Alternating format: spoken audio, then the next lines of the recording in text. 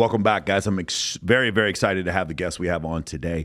He has hundreds of thousands of followers on Instagram, YouTube, several other platforms. He makes incredible content dealing with self-improvement. I've been watching his videos all week. It got me really hyped up. Please welcome FitXFearless. How you doing today, brother? I'm awesome, man. Nice to be here. Thank you for having me, bro. For sure. So there's so much stuff I want to ask you for. So first off, how did you get the channel started? You do mention in some of your videos about a heartbreak that you went through. Just to let you know, like Rollo, when he wrote The Irrational Male, his brother-in-law committed. That's the reason why he ended up writing that first book. There was a trigger point. For me, there were several different trigger points for me to get involved in this. Many of them had to do with the days when I used to manage a strip club. And then a lot of the realizations I came to living in Las Vegas and hanging out with a bunch of club promoters, stuff like that. I just saw what worked and what didn't work. I'm curious, what is it for you that was like the inclination point for you to start on this self-improvement journey and then for you to start your channel? So I've always been super interested in the dynamics between men and women. And I kind of just, I understood kind of what to do, but not really. And then when I had my first girlfriend in college and it ended up bad. And then I started taking to learning information, YouTube and stuff. And then I kind of was like, man, I got a different perspective than this. I want to kind of give my own perspective. And that's how I kind of started out. I started out by just giving information to friends of mine in college and then to people who would listen on YouTube. And then it kind of just took off from there. Awesome, man. So here's the thing. You told stories before when you were talking to Brendan Carter. You ran track. Did you run track in collge? And that was your girlfriend. Did she also run track? No. Okay, no. She was just a regular student. So the reason why I bring this up is because I used to run 110 hurdles in the throw shot put, and we would go, where the pole vault is, the pole vault mat, and we would all it'd be a bunch of dudes and girls like laying on that pole vault mat. This is in high school. We would do that all the time. Like dudes met girls at track meets all the time. It was like a really, really common thing. So when you said that, that's the first thing that got me going. So did you go to what school did you go to? You ran on a scholarship? Yeah, I was on scholarship, University of Louisiana at Lafayette. Oh, beautiful. Okay, ULA. And then you ran you were a sprinter? Yeah, I was a short sprinter. I ran 400 and then eventually 100, 200 and even a 60. Nice, man. That's awesome. That's really, really cool. Okay, so your family is originally from Nigeria. You moved to the United States when you were 9 years old. Can you talk about what do you remember that time period? Have you been back? Is that an influential part of your story? Of course. Yeah. Where I was born is the foundation of everything. I grew up with a single mom. My dad died when I was one. So my mom kind of raised me with my uncles. So I kind of grew up I kind of had that head start in terms of male background influence. So I kind of had that advantage. And then I moved with my mom. She remarried in 2006 when I was like 9. That was huge. I've been back only once since, but I remember everything, like growing up without electricity, fetching water from wells. Yeah. I'd never forget that. Yeah. Wow. That's crazy, man. Yeah. My family's Colombian. I grew up in Texas though, but yeah, it's just interesting. And the other thing is, you talk about a lot of different concepts in your program and on your stuff. And a lot of them has to do with the idea of abundance. If I was going to nail it all down to one main topic, it is that when you're dealing with the opposite sex, is that when you come from a place of abundance, there's certain things you will not tolerate and certain behavior you will not have. And can you go over that, like where you came up with your overall thesis on male-female interactions? I just noticed that kind of what women say and what they do didn't technically align. Women will say they like a guy that showers them with attention and is always available, but then you would do that as a man and then you wouldn't get what you want. So for instance, the girlfriend of mine in college that I kind of like made that staple story behind, that was kind of what I fell into the trap of doing. Like I want to see you every day, so and so and so. And me being a track athlete, even though I was busy, I still made all my free time about her. And then eventually we spent too much time together. We started fighting too much. And then eventually she cheated and walked away. So that was kind of like red pill before I understood what red pill was. Of course, yes. Like, wait, isn't this what you wanted? Isn't this what you told me you wanted? So for me, I've always realized that having your life and your purpose and being your own man is what women would rather be a part of. Like women, they want to come and be a part of your life, and not so much you making them your entire life. And that's what would give most men fulfillment. Because a lot of guys think, if I make this girl everything about me, like if I give her all my attention, that's gonna make me happy and her happy. And as a matter of fact, it won't. It won't make you happy because you're not living a life of purpose.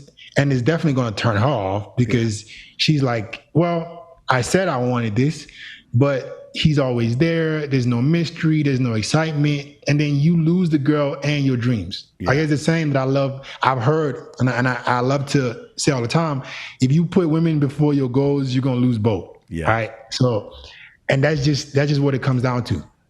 That's beautiful, man. I love how we all have a lot of different sayings for different things. Like I say the same thing, but what I say is, if we do exactly what you want, you're going to punish me for it. That's what I say. Like with a woman, if we do exactly what you want, that means I stay at home, I don't go out, I don't continue to work on my physique, my business all the time. Sometimes I have guests on, like there'll be huge social media influencers, female or whatever, and you know, maybe she doesn't like that, and it's like I have to do what. If we do what you want, you're going to punish me for it. If you let me lead, we're both happy. We do what you want, you're going to punish me for it. If you let me lead in this relationship, we're both going to be happy. Is that true for every relationship? I would say for most relationships. I would say for probably close to 90% of relationships, when a man is leading, then it works out. There are obviously a few exceptions where there's super hyper masculine women and they need some other type of man. But for the most part, I think that's the way it works. And people find that concept offensive. They do like that because when you really... It's funny when you meet women who grasp this concept that women will say things and then do something else. Then when they understand that concept, then it becomes very confusing because it's like, if we do what you say, we're punished for it. And if we don't do what you say, then we're misogynist. And it just puts us in this like really, really small box. And so it goes back to what you said before about being outcome independent and just kind of understanding your path and purpose. You're a freight train going in one direction. She gets to come on the train or jump off, but you're not going to change direction based on what it is that she needs you to do. Exactly. Yeah. Exactly. I would say, go ahead. No, if you want me to add I can add to that. Yeah, please. I think that's 100%. And I would say, I think it's 100% of relationships. A man should be leading, because even those hyper masculine women, they still want to submit to a man. Yeah. Like even the most masculine of masculine women, they don't want a man who's a bitch. Yeah. I feel like as a matter of fact, the more successful and masculine woman gets, the more masculine the man that she's gonna want is. Yes. It's funny. So there's studies out that talk about this. I believe it's about 1.68 to 1. That's how much more money a man needs to make than a woman. So that means like you see Rihanna, who was worth several $100 million dating a billionaire. It's one of these things where as women make more money or they climb the socioeconomic ladder, they need their husbands to make even more money than them. Whereas what you see with men is that you don't see the same thing at all. As men make more money, they don't need their wives to be as wealthy. But you do see this one interesting thing is that when men get more wealthy in different societies, the difference in age between them and their wives increases. So that's when you start seeing men who are 10, 15, 20 years older than their wives as they climb it. The thing where I think you and I align on the absolute most, I watched this video last night and I was like, you said it exactly. Dude, I swear you said exactly the same way I did. And this is the concept of men mistaking attention for attraction. This is so incredibly important. Basically, this concept of in order for a woman to get attention, which is what she wants, her validation, and whereas men want sex, she has to give attention. For her to give attention costs her nothing, so her attention is worthless. That's the way I say it. Her compliance is worth something. You have a great way of explaining this. Yeah, bro, I think that's 100% correct. And the thing is, because us men were so logical, right? We think, well, I wouldn't be talking to somebody that I don't want to go out with. That's not what women think. All right, women would gladly communicate with you, conversate with you, maybe set plans with you with no interest of ever meeting you. A man is hard for, so when women are communicating with a guy, he's thinking, oh, she definitely likes me, because with my logical brain, there's no way I would be doing what she's doing if I didn't like me. So the guy gets confused, not understanding that you're dealing with a different being. She can talk to you all day, be on the phone with you, and with no interest of ever meeting you. So men always confuse a woman may be chit-chatting with them as her actually being interested. I think you don't know a woman is interested until she shows up on a date. Yes. And lets you lead. Like that's nothing else matters. Yeah. Lana is doubled over in laughter right now, our producer, because she completely agrees with you. She's like, have you done that? You just talk to dudes for hours and you have no interest in, yeah, that's pretty obvious. So yeah, the way I like to say it is for women, right, women get validation through attention, men get a validation through sex, and you can just actually make like almost like a mathematical symmetry between the two. When women give sex, it actually hurts them. It costs them something to give sex, especially for the first time. And what men don't realize is when they give attention, it costs them. If you want to know the woman if you want to know the guy she's not sleeping with, he's the guy leaving the heart eyes in her comments. I promise you. Lana, is that wrong? You have never in your life fucked a dude who left heart eyes in your comment. Not one. In fact, you don't know a single girl in your life that's ever fucked one of those dudes. Am I right? Okay. When men give attention, they lose their value. And same thing with women give a lot of sex, they'll lose some value. When men give sex, it costs us nothing. Giving sex is fun for us. And when women give attention, it costs them nothing. So that's mean giving attention is worthless. But the difference is sex, you have to use compliance to lead to sex. So when women start complying, like you said before, they show up on time. When it's a great example I love, you go to a strip club, girls come up and they just start grabbing you all over the place or whatever. And you say, hey, do you want to go out and meet up, have dinner afterwards? And they're like, no, I got to stay at work or whatever. That's an example of attention and no compliance, which means she's not interested. So a lot of guys get that mixed up. I think a lot of people got that mixed up in part because of like the decade of PUA videos showing where guys would do cold approach in a nightclub and they'd spin girls around and they'd get all this attention from women and no compliance, and guys started thinking that was winning, like makeouts in the club. They thought, by the way, making out in a club is not compliance either. They would get nightclub makeouts. They make out with a girl like 7 times and brag to their friends that they were going to fuck this girl, and it was just, I think it kind of screwed up a lot of men seeing that kind of thing, and that's where a lot of the confusion came from. Bro, I think that's 100% true. I think what us men, we like the most is being able to adapt. Yeah. Right. I feel like right now it's a different dating market. It's a global dating market. You have to stand out a lot to get the results you want with women. Now, in the past, like you just mentioned, like guys will go to the clubs, they'll kiss on girls, dance with girls. Like since the beginning of time, that does not mean the girl is interested in you. If any other guy would have approached her that night in the same way you did, and he was halfway decent looking, he would have got to make out too. Yeah. So like you got to, and that's why I tell guys, you have to make women invest. Like stop falling for the surface level attention that you're getting, and actually require this woman go on a date with you. Actually require her to show up. Don't let her flake on you and tell you nonsense because it's just not to hurt your ego. Oh, I'll let you know so and so and so. But she never really was into you. You gave her what she wanted in the moment, like you mentioned, right? You gave her attention. She there's no incentive for her to go above and beyond no more because she already knows your interest level. She already knows you're interested. So you got to keep as a man, you have to keep, like you said, you have to keep your attention. It's worth something until it's at least a mutual interest that this girl is at least ready to go out with me. Yeah. Yeah, her compliance needs to match my attention. And if it doesn't, then that's when you get into the simping action. Like the guy who gets tons of compliance without giving it attention, that's the fuckboy. That's the male stripper who just bangs some chick in the middle of the night or whatever. The guy who gives nothing but attention and gets no compliance, that's the female friend. That's the gay friend. That's the simp. And so that's where I think a lot of people get that part confused. The other thing I really enjoyed was, I don't know if you heard Sadiya Khan. She had this one statement that I love, and it was, the only thing that all women want is a man they cannot manipulate.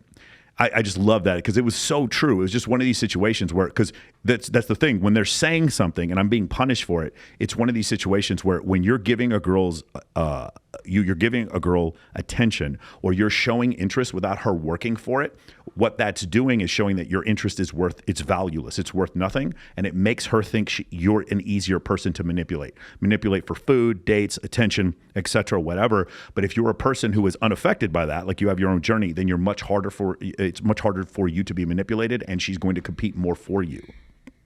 Right.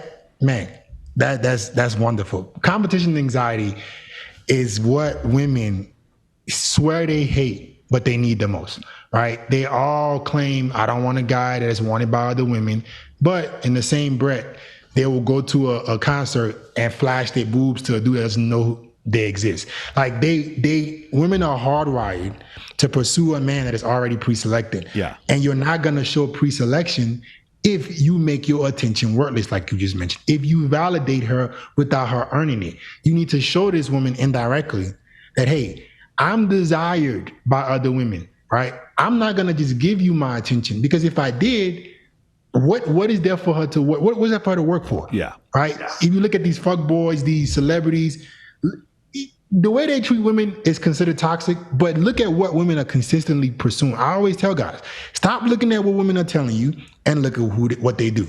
Look at who they chase, look at who they pursue. There's a reason why women will fantasize about men that don't even know they exist, or because he has some level of status.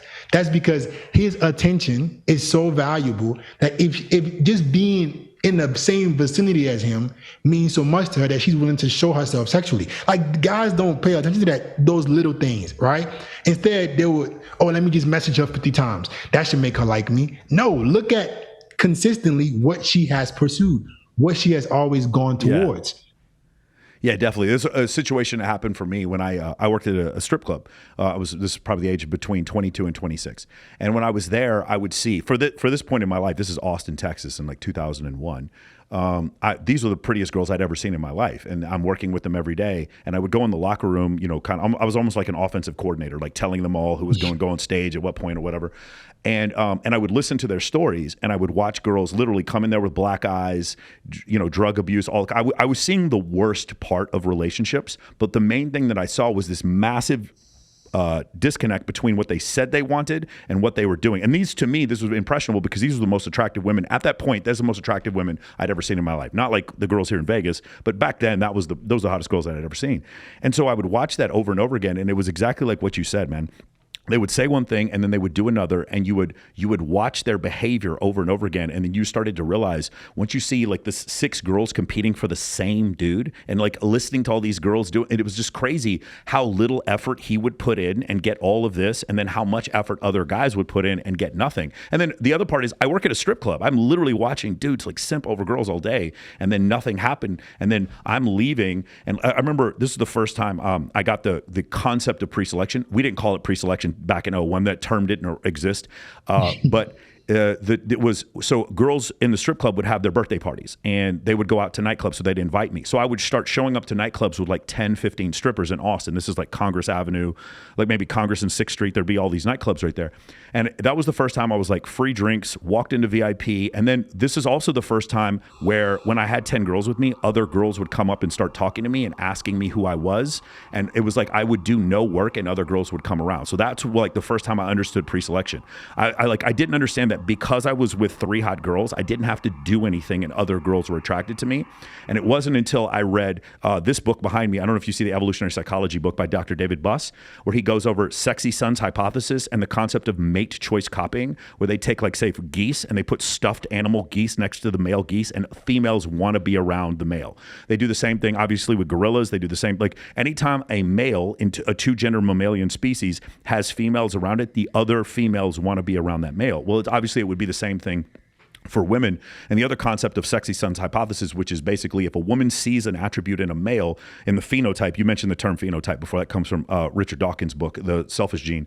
They would see in a phenotype of a male attributes that she found attractive, and in her mind, subconsciously, her hypergamy is saying those attributes would look really good on my child so that they could have more children. That's where Sexy Son's hypothesis comes from. So it's pre-selection described through science. That's why I love that concept so much. And probably to me, of all the attributes, because we're going to talk about looks maxing, because that's a really important thing. That's going to be my theme this week. I'm interviewing Alex Costa right after this, and then I'm interviewing Flex Lewis on Wednesday. And in these situations, the looks maxing thing is a great way to boost up your attraction, but pre-selection works for short men, fat men. Pre-selection works for Asian men. Like, I get every excuse. I'm Indian. This won't work for me. African-American guys who want to date white women, it's like, this won't work for me. Pre-selection works for everybody. So I think that's a really, really great point. Have you ever looked into that, like Sexy Son's hypothesis or mate choice copying? No, I've heard of it, and I like that you're giving basically the this is why. Yeah. And I 100% agree. I think I'm gonna give more the emotional side to it, because I'm not as familiar with that term as you are. But what guys need to know is the reason why that works and the reason why you're correct is because when you're with a woman, right, and another woman sees you, women know there's a reason for that woman being with you. Yes. And women tend to like the same things. They tend to like a successful, ambitious leader that has a lot of confidence in themselves. So what men don't understand is if you have a girl or if you have a beautiful girl on your side, like you just mentioned, what that's indirectly telling other women is there's something about you that makes you qualify for her. So that means you're qualified for me. All right, so it's like, bro, that's why you need to be successful with women, because you're indirectly betting yourself for her. Yeah. Just by being with a girl. Yeah. It's another thing that happened. So because I lived in Vegas for a long time and I was single for a long time, I would get this, like the girls would have the impression that I was just some kind of fuckboy. Now that I have a girlfriend, one of the interesting things that happens, it was like, oh, he was attainable. So now I get even more attention. It's wild. So all the attraction triggers were still there, but now it's like he can actually function in a relationship. So now it's like, oh, fuck, I missed out on this one. And it's just the weird attention that we get. The other thing is, and I haven't heard you talk about this before, but I'm polygynous, meaning I'm not polyamorous. There's no guys involved, but my girlfriend and I sleep with women together. And my girlfriend understanding, like, I have a ton of females in my life who introduce me to other women. And so that's how we generally meet the women that are, bisexual, who are into that. In fact, I find that bisexual women tend to like cluster. Like really bisexual women tend to all be friends with each other, probably because they're sleeping together. But, it's just one of these situations where I just thought it was really interesting that you had brought up that concept of pre-selection. I heard you talk about it in some of your interviews. The one you did with Brandon Carter, when you ranked those 5 things, I thought that was great, where you talked about social media was number 1, and then afterwards you said it was dating apps, then you said social circle, then you said cold approach, and you put nightclubs at the bottom. The only thing I would disagree is that I think social circle, nightclubs, and social media are all one thing. To me, they're all one thing. I think nightclubs are social media IRL. Does that make sense? It's just a little different. And nightclubs, if you don't get on top of them, they get on top of you. Nightclubs are made to shit on poor men. That's what they're there for. They're made to put you in the dance floor and look at the rich guy and then make you feel like shit because he's got all the hot girls with him. That's what they're there for. But if you use them to your advantage, all that loud music and those ropes and all that kind of stuff, it like all the girls give all their attention to like this small group of men that are in the DJ booth. Do you understand what I'm saying? Yeah. No, I think that is the accurate definition. And the reason why I'm kind of shitting on the nightclub is because I don't think men understand what the game is. Like you just mentioned, it's the perfect way to shit on the poor guy. Yeah. Guys think that they actually have a fair shot in a club. Yeah. And I do agree. If you to become that successful guy, bro, the clubs this is like pre-selection on steroids. Yeah. Now I have money, I got a little bit of status, I can get a table, I look good, I got friends, I got girls with me. I can create my status, like you said, IRL, in real time. A lot of guys don't understand that's what they have to do to be successful in clubs. Yeah. So they go to clubs, they sit around, they wait for a girl to look at them, and then they maybe go up to her, they don't have success, and then they wonder why. What I would say is, instead of maybe jump to the club yet, go build yourself up as a man. Yeah. Make yourself something. So when you do go to the club, you can actually have status. Because that throwing shit at the wall, hoping it sticks at the club is not going to work. It's really hard. Yeah, what I'd like to say, guys, is don't go to a club unless you have 6 girls with you. If you have 6 girls with you, then and don't go on Friday and Saturday. Only go on industry nights. Show up with 6 girls. They won't even charge you for alcohol. And watch all the other girls who are like, who the fuck is this guy? And they just come up and start talking to you. One thing that changed for me was when I started having like really attractive women on the show, and I would ask them all the time, where'd you meet your boyfriend? And it was a female friend, a female friend, a female friend, a female friend, and Instagram. That's where they would meet all the guys that they would end up sleeping with. And I was like, man, if females are introducing these females to other guys, and there must be something that's going on here, and I need to like tap into that. So that's why pre-selection and social circle was so important to me. You also talk a lot about social media. This is one thing I love. I'm sure you've seen this before on TikTok videos, like especially older. I'm 46 years old, and people my age, they're like very anti-social media. They don't like when people pull out their phones at dinner, and I don't like that either. But it's one of these situations where, like, if you're a man, you kind of have to understand you need to lean into that. You need better photos. You need to show competency, relevancy, access to scarce resources. You need to show high status on social media, and when you do so, even if you're in real life, if your in real life game is a 10, but your social media is an 8, your social media is still scalable 100,000x to your in real life, so you can still get more women that way. Can you talk about social media and like how important that is? Man, and it goes back to adaptation. A lot of guys do not want to adapt, bro. They want to do what has always worked, what they know best. They're super comfortable, super complacent. And I think that's the perfect point you just made. You have to lean into this. This is a new game. It's a global dating market. The girl at your job that you think is a 9 doesn't just have access to you. She has access to every celebrity in your city, every celebrity that comes to visit your city, because guess what these dudes are doing? They're DMing her when they come to the city. So you're now competing with the top echelon of men. Like you mentioned, you got to be able to show competency. You got to be able to show that you have access to things that will improve this woman's life. Yeah. Being an average dude will never work anymore. Yeah. Like you're not going to compete. You're going to get crushed. Like you have to improve your social media. You have to give yourself a shot.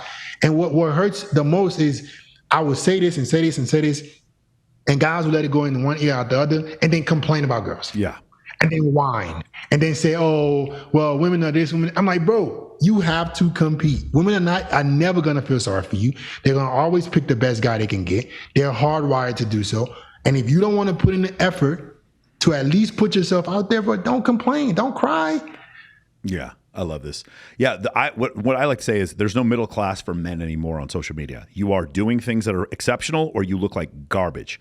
And the thing is, what you'll find is that while that number of men at the top is small, it's never been easier to get there, because the number of men at the bottom are being taught the opposite of what is true. They're taught to express themselves emotionally and to be non-masculine. And so because they're being fed this, in order to get into this top echelon, this I could say 14% of, or 16% of men, is like outside of one standard deviation.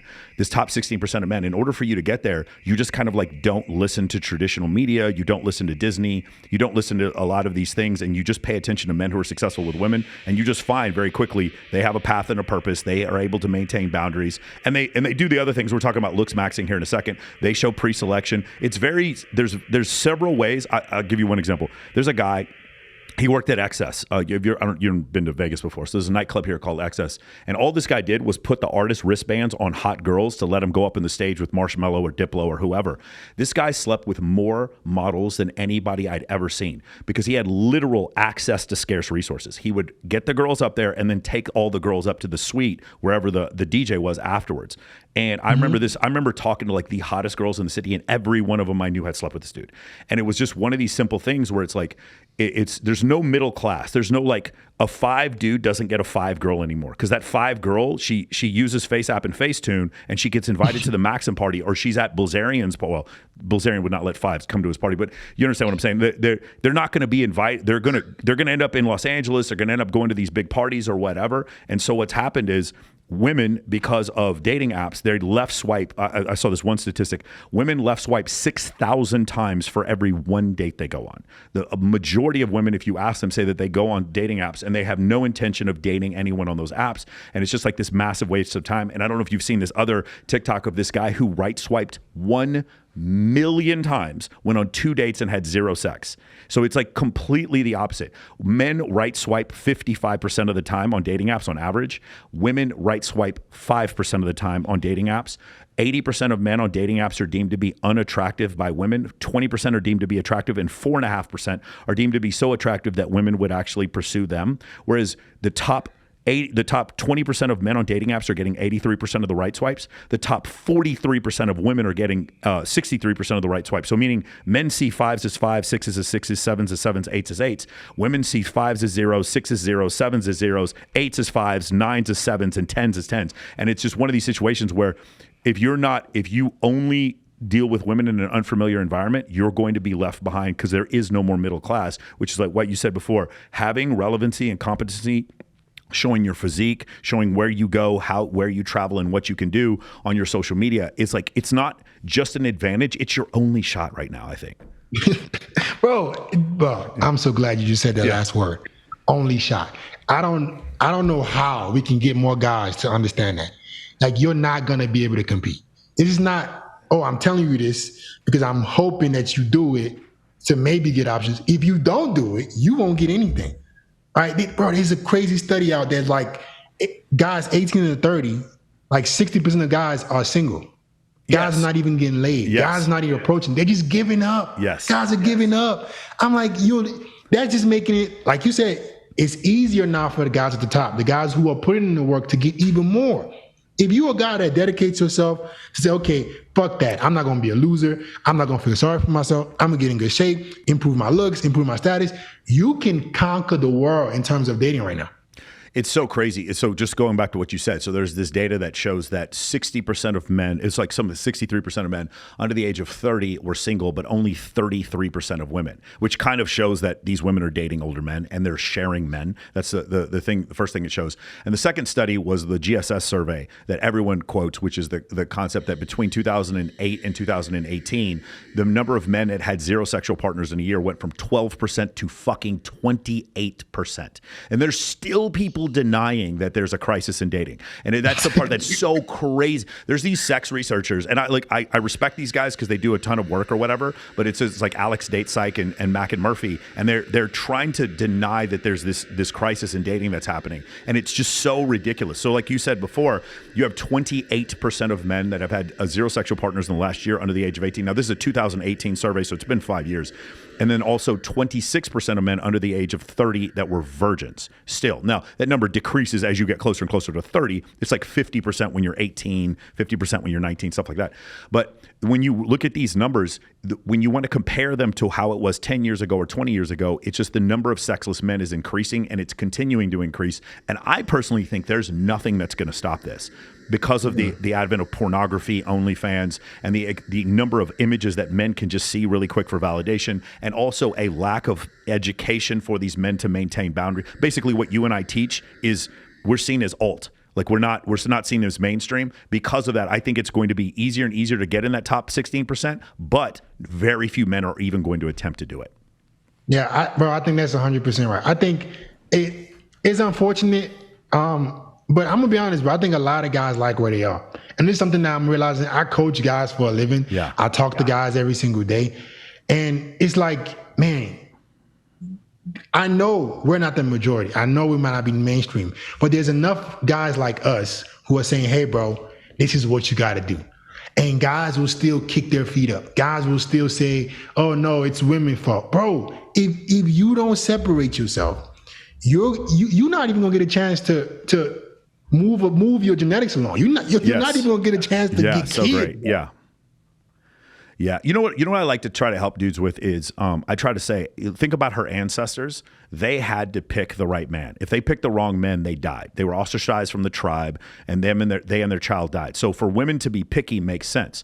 And if their husband was no longer a provider, it wasn't a thing where like they weren't loyal. It's just like they wouldn't get food. So women would be more likely to monkey branch to better mates. And then there was also periods throughout our ancestral past where groups of men would come in and kill all the military age males. Just think of like Genghis Khan as an example. And so the women that were left over had a choice. Do I take a new husband or do I die? The women who died, as noble as they were, they did not pass along their genetics. The women who took a new husband, they continued to pass on their genetics. So when you see that, it was like this was a survival adaptation for women over the last 200,000 years of Homo sapien evolution. If that's the case, you can't hate them for that. Just like me as a man, my body knows if I have sex with multiple female partners, the likelihood of me bearing children with multiple women is higher. Therefore, my genetics get passed on because I can get multiple women pregnant one time, but a woman can only get pregnant by one man. And so these are evolutionary adaptations. No one is to be blamed for this. Does that make sense? Yeah. It's one of these situations. So when you do that, you're like, okay, I don't hate women. It's just it's like getting mad at an alligator who attacks a chicken. Like that's what he's doing. The scorpion who ends up stinging the frog. That's what a scorpion does. That's how evolution made it. So when you come to that realization, that kind of for me, that helps take away some of the edge off it, right? You want to blame them, but you kind of come to the realization that they're subject to their genetics just like we are. Yeah.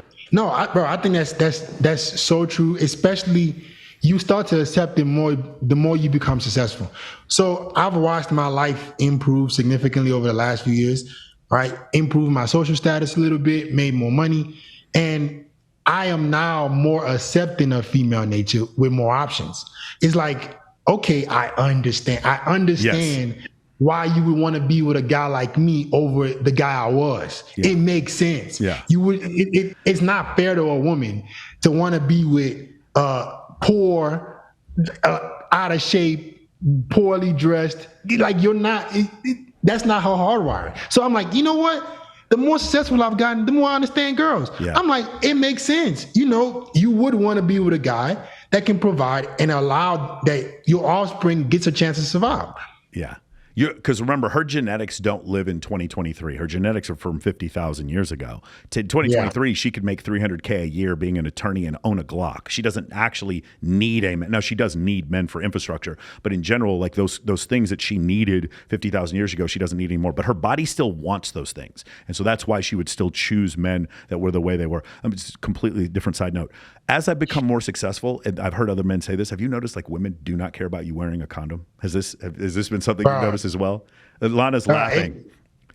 I think and what's interesting is it's like the rules change, bro. It's like women it's like they change who they are.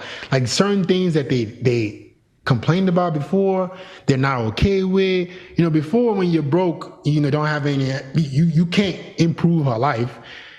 You wanting to be with other girls was not an option. But hey, you're the successful guy, you look good, and you let it be known that you want to be with other women. It's kind of more accepting.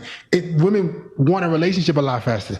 They want a progressive relationship a lot faster. It's like they speed things up the better you become as a man. Like they want to get you, like whether it be you sleeping with them without a condom.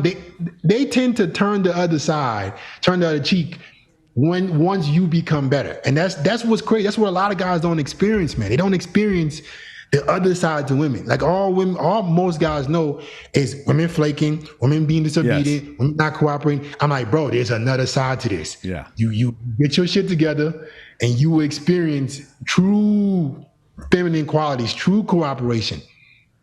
Yeah, that's so great. Yeah, the concept of them acting different. One of the things I loved, one of your more recent videos, where you talked about you're going to go out with her, she's going to tell you she's not going to sleep with someone, and that she might not sleep with you. That might be true, but she slept with someone quickly.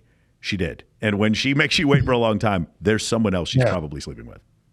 Yeah, and I don't look at women badly for that. And this is once again me being more successful, understanding why women do what they do. Before in the past, I would have looked at a woman sleeping with a guy quickly. Oh man, something must be wrong with her. But then the more I've had women sleep with me quickly, it makes sense why they would. Yeah. I'm like, okay, you probably wouldn't have gave me no ass on a first date 5 years ago, but me being who I am now, it just makes more sense. You know what I'm saying? I love it, Lana. You were saying something. What was it?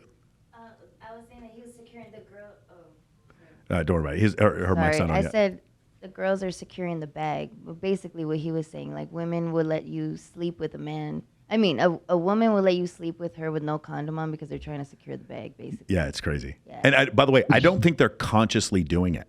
I really don't think it's conscious. I think it's totally, I'm not saying, of course, if you're Brittany Renner, it's totally conscious. You write a fucking book about like juicing men. But I'm talking about for most women, I just think it's totally subconscious. The rules, as Rollo says, women make rules for betas and break rules for alphas. Can you talk about this? So let's go to looks maxing, because it's just something that I kind of went into a little bit, but I think you had some really good explanations for things. First off, like you talk about hairline, eyebrows, jawline, things that you can do that any guy can do to make themselves more attractive. You can go over some of those? Man. I think to be quite honest, I think a lot of guys can at least be a 8. Like I've seen myself transform, get in better shape, start to dress better, improve my facial aesthetics. And I've seen it happen with guys I've helped. I think a lot of guys are not too ugly. I think guys give up hope. And I would look at a guy, I'm like, bro, I can point out 7 things you could do right now to improve how you look and be a more attractive guy. I've literally seen guys struggle tremendously with women. I tell them what to change, they change it, and like, bro, I've never gotten this many matches before. Bro, there are plenty of things that a man can do, all right? Number 1, I believe, facial aesthetic-wise, hairline. Right. For me, in the past, I would just kind of let the barber do whatever he wanted. Didn't understand how important my hairline was. Then until I started paying more attention to it. Right. Even one of my friends, Austin Dunham, like he's somebody that I kind of like looked into. He prioritized looks maxing from the beginning, and I kind of like learned a lot from him from that aspect. And I would realize, man, damn, wait. if I start telling my barber to, make my hairline more symmetrical, I look better in my pictures. My face looks a little better. If I get a skincare routine and start washing my face, taking care of my face, my skin glows, right? If I maybe use minoxidil on my beard, I can grow a full beard. If I keep up with myself, I look better, I look more presentable. And this is the beautiful thing about that. I always tell guys, women's choices are very binary, meaning they find you attractive or they don't. But she's not gonna know exactly what makes you, like, women are not gonna look at a guy and say, oh, it's because his hairline is 3 inches lower, yes, his beard is fuller, that's why. They just see you as attractive or not. And I'm like, bro, you can become the guy that she just deems as attractive by just working on these little things. Yeah, the ball fade one is one of my favorite ones. I get these clients, and I could never figure. I didn't have a term to understand what was going on. Like I said, I'm interviewing Alex Costa later today, and he explained when men get the ball fade, it actually accentuates their jawline, which makes them look more masculine. I was like, oh man, I get that. And the same thing with the facial hair. The facial hair can accentuate your jawline or not accentuate. I know some guys who don't have a very strong jawline, so they'll grow out a beard. But one of the problems I'll see is the beard will be bushy on the side, which doesn't accentuate your jawline. Or the guys, and for some reason, a lot of my European clients do this. They have bushiness on the sides, and I'm like, that doesn't make you look more masculine. It makes you look like a child. So it's one of these things where the haircut also helps you with making you look more masculine. And the other thing is, Myron talked about getting hair plugs. Several other guys. The guy who owns this studio got hair plugs. They're very open about it too. Now, when I say hair plugs, they mean the transplant from the back of the head up to the front. This is something that men are doing very, very frequently. And like you said before, even when men explain, just like when women tell us they have fake tits, we don't not like them because they're fake. We even know they're fake, and then we still like them. It's the same thing with women. When you tell women, hey, I got hair transplant, if you look good, they just don't care because their hypergamy is not conscious. Their hypergamy is based in evolution. It's just going on subconsciously. It's just one of the strange things that happens when you do that. Bro, guys think that doing these things, doing these self-improvement hacks mean I'm a feminine man. I'm like, bro, you're giving yourself a shot. I recommend every guy get a hair transplant. If you got a receding hairline, man, get your ass to fucking Turkey and do what you got to do. Give yourself a shot. Women are masters at highlighting themselves in a very attractive way. And I'm like, guys, just look at what women do. Women don't do anything that's not on purpose, right? A woman is not gonna post herself on the internet when she's not looking her best. As a matter of fact, she might take 10,000 photos before she posts one. I'm like, you don't have to be that extreme, but bro, highlight yourself in the most attractive light, because when a woman sees you, it's either you're attractive or you're not. Do what you can do, man, to make yourself look better. And I don't shame you, bro. I recommend it. If you're a guy, whatever you need to do, bro, to make yourself look better, because they're not gonna feel sorry for you. Like you said, their hypergamy is not conscious. She's not gonna say, oh, you got a hair transplant. Nah, I don't think you're attractive.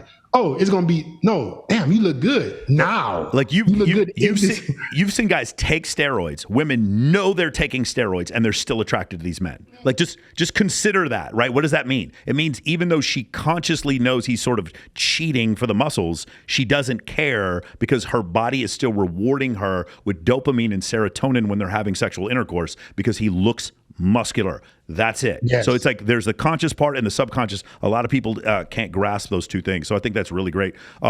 The haircut, I think, is great. One of the things I'll do is I'll find like a really cool, something I love that you said, find someone who's kind of in your ethnic range and then copy what they're doing. So I have a lot of Indian clients and I'm like, there's these Bollywood stars that are super good looking dudes who are just surrounded by women. I'm like, can you do that haircut? Can you have that physique? Can you like work on, doing those things? You talked about this, finding an archetype of someone who's kind of like you.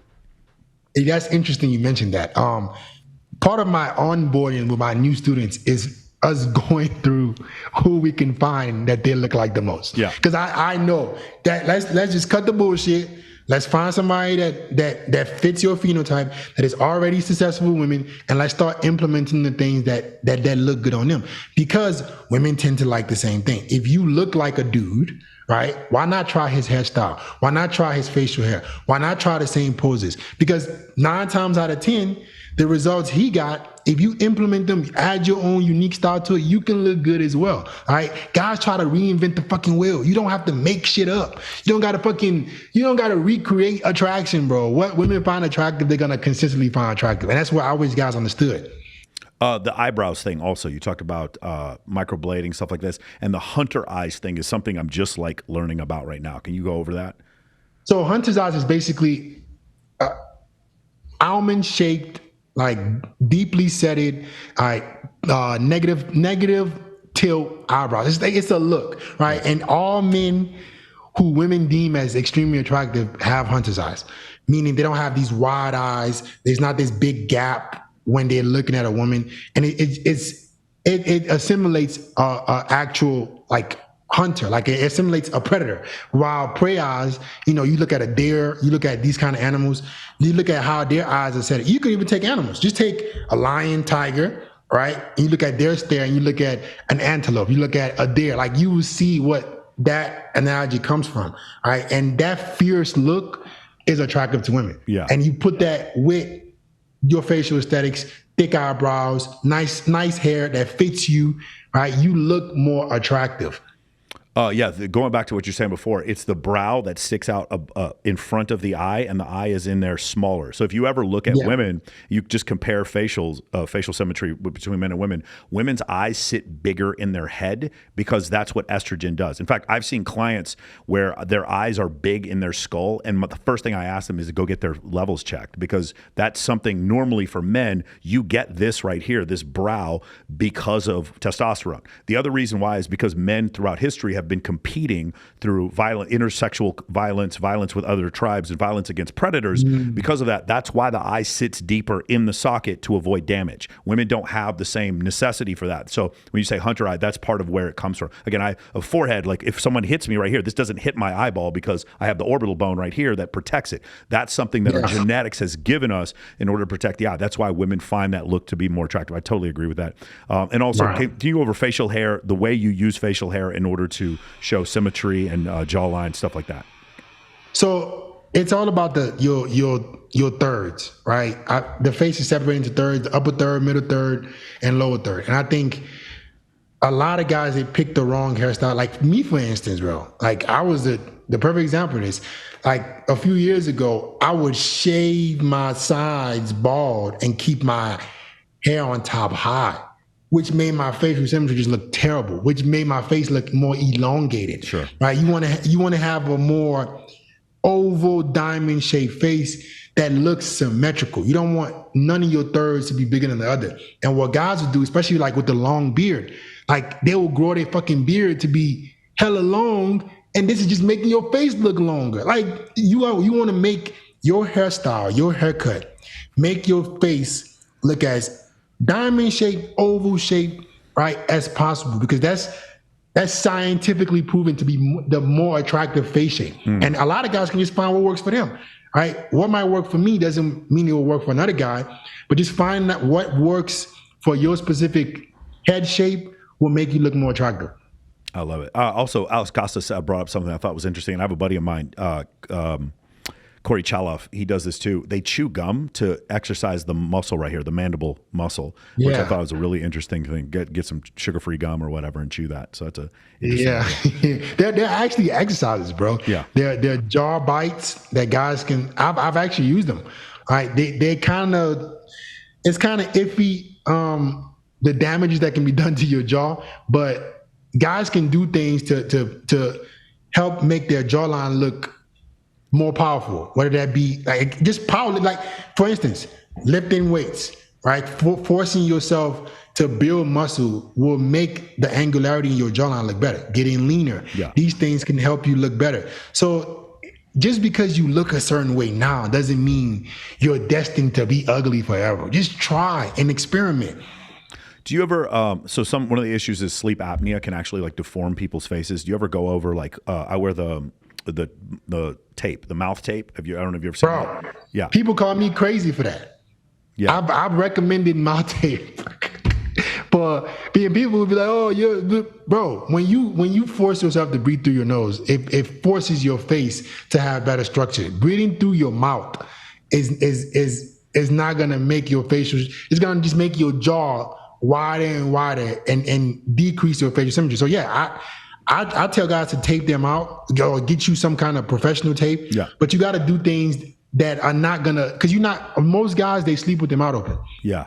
My buddy Alex Neist, he came on a couple weeks ago. He has a program. He has a company called Hostage Tape, and it's crazy because you look like you're a hostage. He puts it over your mouth, and it comes in like a pack of 30. That I've been using that really well, and it definitely makes a huge difference. The other thing that I've noticed is because of the foods that we eat. There's a great book about this by Dr. Daniel Perlmutter, I believe. It's called Grain Brain, and it goes how when we eat gluten, it causes massive amounts of inflammation. It can even like have an onset for Alzheimer's.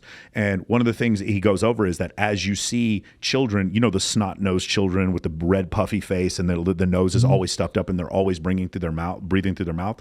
I have some clients that are like that too. It's very clear they can't breathe through their nose. They're always breathing through their mouth. A change in diet will generally cause that inflammation to go away so that you can finally breathe through your nose. That's another thing. I think eating so much processed food is one of the reasons why we have some of these reactions. Where our skin breaks out, while we get itchy, while we get the bloated feel, especially when you eat lean and you eat shitty, then all of a sudden you'll have that bloated feeling. And then the same thing that'll happen with the inflammation in the sinuses, which cause you to not be able to breathe through your nose. So yeah, that's a really important thing. This is great. The other thing I really like is the desexualization of your brain. So one of the things I actually love to teach men is to have women introduce them to more women. But the problem with doing that is that most men who don't have abundance, like you've talked before about men and women being friends, men who don't have abundance are going to have a very difficult time having women in their life that introduce them to other women because they're always going to be trying to hit on them. When I got back from a 10-month deployment to Iraq and Afghanistan, as soon as I got back, I was in a strip club in Atlanta talking to this girl, and I just remember freaking out, palms sweating, because I was so unimmersed being around women that I didn't have the capability of just being normal around them. Being immersed around lots of women will cause you eventually the autonomic nervous system to stop functioning, so you stop getting the palm sweats, the dilated pupils, and a lot of times men's voice will break and will go up an octave, things like that, and then become like the fidgety behavior. So one of the things that I love that you've done, you talks about, is desexualizing your brain. So desexualizing your brain from the people you follow on Instagram, and desexualizing your brain from pornography. Yeah, I think that's one thing holding a lot of men hostage today, because porn is ever so prevalent, right? It's so much access. We were talking about ancient times, and men, for the most part, since the beginning of time, had to prove ourselves, conquer something to prove we were worthy to have sex. Now, all a man has to do is go on the internet, click the hub, and can get that same dopamine hit like he actually accomplished something. I think sex should be left to you being with a real woman. And I think a lot of guys have lost that edge.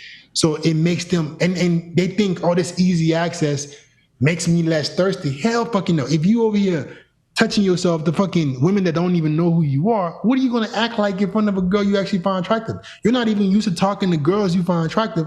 You're more used to touching yourself to them. So I think that's something that a lot of men are struggling with right now. So many guys are addicted to porn. I got guys, I've done live streams and seen guys 17, 18 can't get their dick up, experiencing erectile dysfunction at 18 years old because they're so addicted to porn. Like in your prime, like when your testosterone should be the highest, you can't even get your penis up. And I think that's a huge problem. I wish a lot of men understood that. Like for me, I stopped looking at the numbers, but it's been almost 2 years now since I've watched porn. You did a video, right, 560 days without watching porn, and you said some of the neurological changes that happened for you. It's just powerful, man. I actually attest that to my climb in the last couple of years, because it just gives you this edge. You're just more hungry. You're just more bold. That testosterone and energy that you have when you're horny as a man is meant to make you go conquer, so you can get the rewards of recreating. Like that's how we were designed as human beings. You go show that you're worthy, and you can recreate yourself with a woman. You can create another being, right? But now men are losing that edge, right? They're not as fierce. They're not as bold. Like you mentioned earlier, a lot of men are being taught to be more feminized and live with your emotions, speak out your emotions, all this bullshit. And I think a lot of men are being forced into the corner to be more weak. And if they don't quickly, identify this problem, stop it, and move on to another direction, it's going to be hard for you to be successful in any area of your life. If you can't control your sexual urges, it's going to be impossible for you to run a successful business, to keep the kind of woman you like, because you're easily controlled by cheap dopamine. Yeah, that's a really good point. I didn't even think about that. It's like how that would relate to other parts of your life. Cheap dopamine is now going to cause you to make shortcuts in your work environment. Cheap dopamine is going to cause you to cancel out on your friends or flake on your friends or snitch on your friends, which is the worst thing. Like that's when I see a lot, dude, guys snitching on other guys is another, we don't talk about this enough, but it has become this huge problem where dudes like snitch on other dudes to try to take their girl. I remember it being like, I don't ever remember it being this bad, bro. My girlfriend goes to the gym sometimes, and it's just the number of dudes that are just trying to like snitch or talk shit. I just don't remember it being this bad before, bro. It's just crazy. It's the Tekashi 6ix9ification of people now. It's like it's funny to snitch, and I just don't know where this happened. Like I just need guys to understand this concept. If you're not, I'm not talking about being a fucking crack dealer and you don't want to snitch to the cops. That's not what I'm talking about. What I'm talking about is dudes snitching to women about other dudes. All you're doing is making her more attracted to him. That's all you're doing, dude. You're trying to save, like Project Pat says, my favorite evolutionary psychologist, you're trying to save her. She don't want to be saved. And when you snitch to other women about men, you're making those men more attractive. But here's the worst part. Now of course, she's going to go fuck him right after you snitch on him. And she's going to tell him that you snitched. And now everyone knows you're a snitch, dude. Everyone at the gym, everyone at the club, everyone knows you're a snitch. When you snitch on other dudes for women, it doesn't matter if you're completely right. It is so non-masculine. Bro, guys don't understand that being a bitch is not what women want. Like, and that goes back to no abundance, right? He has no other way to get this woman to pay attention to him. So his only way is to attack the man that she wants, not realizing that you're solidifying in her eyes, like you mentioned, that you are a weaker man. If you were a stronger man, you wouldn't need to even worry about him. And that's one thing, bro, that guys don't understand about women. The jealousy, because that's what you're doing. You're acting jealous. Women fucking hate men that are jealous. They hate men because what you're telling her is, you think this motherfucker is better than you. The only reason you will even talk about him to me, saying whatever you're saying about him to me, is because you know deep down he's better than you, and you're hoping that I give you some pity pussy. Women hate giving pity pussy. So you talking about another dude, fucking snitching on another dude, it just makes you look even worse. You might as well get the tampon out and help her change it. You might as well help her change the tampon, because that's the closest you're gonna ever get to her. That's so crazy. Yeah, that's definitely true, man. You just, again, like when I have girls complain about other dudes, they're like, oh, he did this and didn't call me back. I'm like, yeah, sounds like he's got game. Like, sounds like he knows what he's doing. I would never snitch and be like, so he told you he was fucking other women, right? Yeah. And then you tried to make him settle down with you, right? It's like, the way I see it, he didn't do anything wrong. Like, they're waiting for me to take their side. And I'm like, no, he just sounds like the dude has game. Like, that's all it is. I don't see anything the guy did wrong. Good for him. Yeah. Give me his IG. I want to hit him up. I want to go hang out with that dude. All right. And one last thing before you say that. Yeah. That's something you just mentioned that I think guys don't do enough of. We don't praise each other enough. Yeah. Like, you think you guys these fucking kids today, they think supporting other men is dick riding. It's like they just make up all this stupid shit. When you show your props to another man, what you just told that woman is you don't feel insecure about what he got going on. You don't feel threatened by what he got going on. So now the girl is more sure about you. And I don't know why guys don't understand it. You can give your fellow man props and it will make you look better to the woman. Yeah. Yeah. Another thing that I loved was, so I had Home Math on a couple of weeks ago. I don't know if you've seen his videos. They're really funny. And one of the things we talked about was the guys in the comments who are clearly making comments that they know to not be true. Like, for instance, one of the things I say is that men do not need context or comfort to have sex. We can have sex with comfort, but we don't need it to have sex. The very attractive woman who wants to fuck behind a dumpster, we're just going to look around, make sure we don't get arrested, but like, we're still going to do it. And then the next day, we're not going to like feel some kind of way about it. It's like, not, if a man had to fuck 17 women to get off a deserted island, a week later, he's not like he doesn't have to go to a therapist for that. He's just like, oh, okay, I did it. That was a really cool story. If a woman had to do that, she would need to go to therapy. That would be a horrible situation for her. But one of the things is these men will be in there and they'll be like, no, sex is always better with true love and all this stuff. And I'm like, bro, you know that's not true, but you're still saying that. And I always write in the comment, bro, she's not going to fuck you because you wrote this comment. You have this situation? Bro, it's like the guys they think that the girls are going to be reading the comments and go DM them and say, yeah, you're a better guy than him. You know what's crazy? You know what's actually crazy that you mentioned that? I've had girls, literally, the shit you were talking about snitching, I've had girls send me shit about what dudes were talking about and be laughing at the dudes. Yes. Be laughing at the dude. You think you over here talking shit? Oh, you think you gaining cool points? She laughing at you because even though women might disagree with me, women will respect me because I can at least say what I mean. Your bitch ass, she thinks you don't really believe what you're saying. You're just saying that to get me to like you, which turns her off. Yeah. Dudes don't understand how women operate. She's not gonna like you because you wanna tell her what she wants to hear. She's gonna think you a bitch. I've seen this with Fresh and Fit. I've seen this with whatever podcast. I've seen this with my podcast of Access Vegas. Rollo will get into a heated debate with a girl going back and forth. I've seen Myron do it. I've seen Myron go at a girl hard, and afterwards that girl is so insanely attracted to him, like trying to leave to go to Mushi Mushi and eat afterwards. I've seen that happen several times. Same thing with me. It's like the guy's trying to simp, and then the girl you see me arguing with, like literally wants to come home with me and my girlfriend. These guys don't understand this. If there was because what these men don't understand is that women are addicted to the attention, not necessarily the necessity to be right. We're logical. We want to be right. In this situation, like if you did a show, this is a weird hypothetical, but if you did a show where you just trashed women, and I'm not talking about Fresh and Fit, I'm just talking about all you did was just call them hoes the whole time, and that show got 4 million subs on YouTube, women would be lined up down the street to get on your show. Even if all you did was trash women, they would. You think about rappers, like when you think about Future just talks about she belonged to the streets. Like that's all he says. Yeah. And women are like lined up to fuck this man who thinks that women are all sluts because his status is high. His status outweighs any beliefs he has about misogyny, patriarchy, or feminism. And it's just like these guys do not grasp this. And I just want to grab him by the lapel and be like, bro, she's not going to fuck you because you wrote that white knight simpy ass comment. Never. And the thing is, the men who disagree, you're showing the woman strength. Like that's what the guys who are simp don't understand.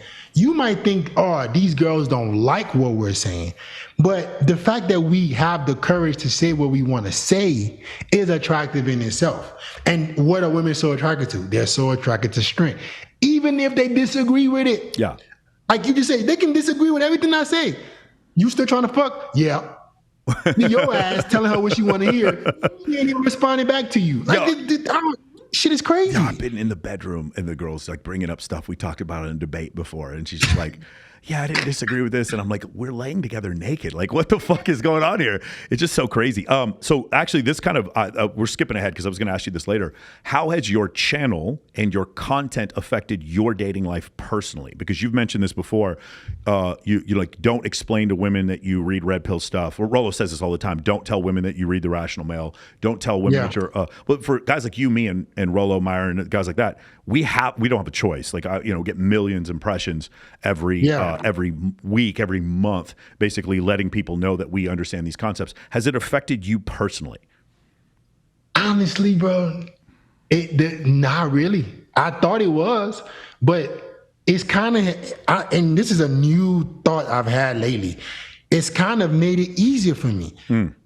As crazy as this seems, it's kind of made it where the girls I want find me faster. It's like it kind of just skips out the girls I would not want to deal with. And if a girl comes to my page and she has the kind of mindset that I'm looking for, she gonna like me even more. And the fact that I'm willing to say it, she's gonna like the strength. So I thought it would, but honestly, bro, it just helped me get rid of the girls that I would otherwise not deal with anyways. Yeah. It's funny. In general, I love women. I love being in a hot tub with like 12, my girlfriend and like 12 girls. Women are fun to be around. Women are fun to go to nightclubs with. Women are fun to go to dinner with. Women are fun to go on vacation with. I love being around women. When I hear these dudes like trash women, I'm just like, bro, like you don't, I just like don't understand what the point of all that is. Like for you to just trash them for no reason. There's so many things that you can learn. Like I love listening to the crazy ass stories because the thing is it goes back to the strip club. Like when I was in the locker room, I'm hearing the crazy stories where girls are like straight up admitting to cheating on their boyfriends. And if I was trying to fuck her, I would never hear that story. But me hearing that story, now at least I know the truth. So I'm closer to understanding what the truth is. So I think that's a really great point when you bring that up. This is the other thing. One of my favorite videos that you did was talking about destroying a woman's ego, and then she's trying to use you for your attention. And then I love the story about you. This girl trying to manipulate you for sex. This is when your old studio, when you didn't have the setup. Can you go over this concept about she wants to use you for your attention? You don't hit her up after sex. Those things. Yeah. So a woman's ego is very, very fragile, right? And a lot of this ego comes from simps, right? It comes from men that she otherwise wouldn't even want. Like a lot of women's ego, the way they act, being entitled, it just comes from the attention that she gives from men she doesn't want. And I noticed that you just act opposite of these dudes and you get the real girl a lot faster. So instead of you getting this girl that is pretending to be a certain way or pretending to be bougie, you don't play that game, or you withdraw your interest, or you pull yourself away, and here she comes folding. Like basically it's like calling her bluff. Like I'm not gonna validate your ego, so I'm gonna call you a bluff. Either you're gonna show me who you are, or you can kick rocks. And what I noticed is if you as a man, you're not so excited to get with a girl, or if a girl trying to use you for sex and you just remove yourself, or if a girl use you for attention, if she's trying to use you for your attention and you don't let yourself be used for attention, then you can see the real girl a lot faster. And I think a lot of guys don't get to see the real girl because they're just so used to, they're so used to getting what a woman is pretending to be. You're getting this girl who's pretending to be like she's this bad bee who does this, and men need to do this for her and do this for her. But man, do you know who this girl really is when she's with a man that she knows that shit wouldn't work for? Yeah. When she's with a man that she knows all these games I'm playing, I need to throw them to the side because I really want to fuck with him. Yeah. That's the real girl. And you're not going to get that unless you destroy her ego. Dude, like if you ever sit around with a group of girls, like they are the most misogynistic people I've ever met. Like the most misogynistic humans I've ever met are all women. And like Lana's laughing right now because it's true, because they'll tell you, it's like that girl, she's fucking around on you. She's not shit. Like it's so funny. Like I would never say some of these things, but I'll hang around with girls and be like, you can't listen to what they're saying. Like I'll listen to these women say this shit and it's like crazy because they'll say exactly what you're talking. So like one of the things I'll bring up frequently is I'll ask Lana this. Lana, if a woman consistently says, I would never sleep with a guy on the first date, why is she saying that? Why is she saying that, Lana? Because she just wants the reputation? No, because she already did what? Slept with him? Yes, she slept. The reason why a woman is saying I would never sleep with a guy on the first date is because she slept with a guy on the first date. When women are like, I can't stand these fuckboys, they're narcissists. Why is she saying that, Lana? Why is she saying I can't stand fuckboys and narcissists? Because she fucks fuckboys and correct. So she's saying one thing and doing another. Whatever she states emphatically, generally the opposite is true. So that's just really interesting when you bring that up. The other one I really liked, and I actually started doing this because I noticed when I'd have sex and then I'd talk to a girl the next day, it just like something fizzled and it was weird. And so I had a rule from the time we had sex, I would not reach out to her for 24 hours. And that seemed to work out really, really well. And you talk about this, don't hit her up after sex. You let her know beforehand, hey, if you want to see me again, you're going to have to reach out. Yeah, I think this is something huge, a big mistake a lot of guys make, because it's a sweet spot you get the girl in, right? And I think a lot of guys, they lose that sweet spot. If you're a guy that a woman gives herself up to, you technically now have the leverage. You technically now are the guy where she's giving herself up to you. And a lot of guys, they try to close the gap. A little distance happens and they try to close the gap. As a matter of fact, she's in a position right now where she's thinking to herself, did I like that guy? How was it? Does he even like me? So and so and so. So you kind of want to let it marinate a little bit. You don't want to rush and just, because now she knows, oh, he definitely wants me. Uncertainty is super attractive to women, and they might hate it, deny it, but they wanna leave not knowing immediately whether or not you actually enjoyed them. Yeah. And that's when you get the girl to actually pursue you first, or she's like, hey, how's it going? But if you quick to oh, you know, I had a this and this and this. I want to see you again. Nah, she's like, oh, I put it on him. I know he gonna come back, right? Yeah, one of the best books I've ever read about social circle and social media is Dan Bilzerian's book behind me. It's called The Setup, and he quotes B.F. Skinner in the book, and he talks about what you're referring to, which is intermittent positive reinforcement.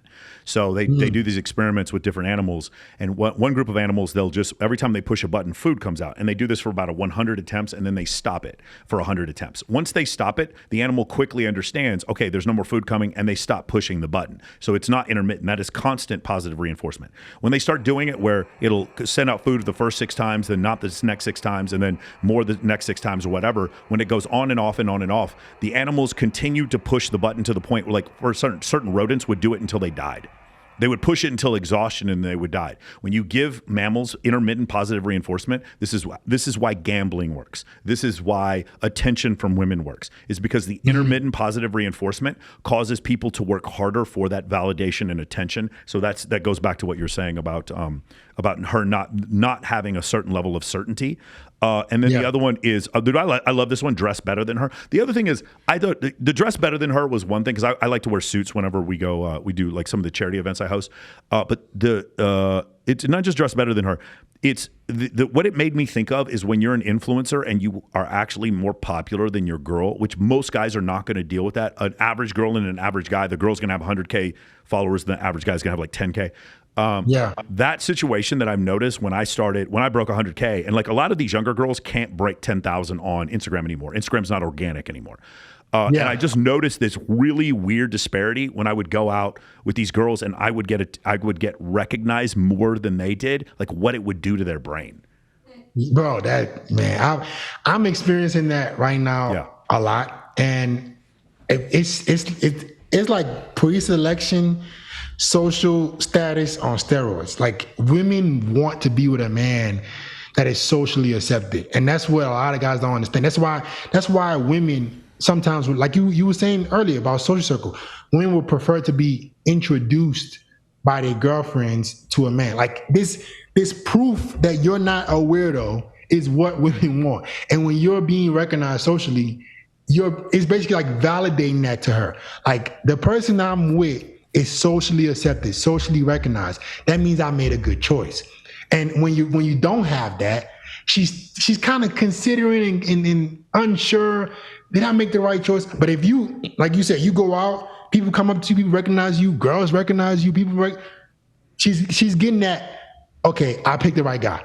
He's socially accepted. He's somebody I should be with. He increases my status. That's nothing that guys don't get about status. The more status a man has, the more status you indirectly give the girl. Like, a woman being with a man with status makes her status higher, because the quality of man that she gets makes her look better.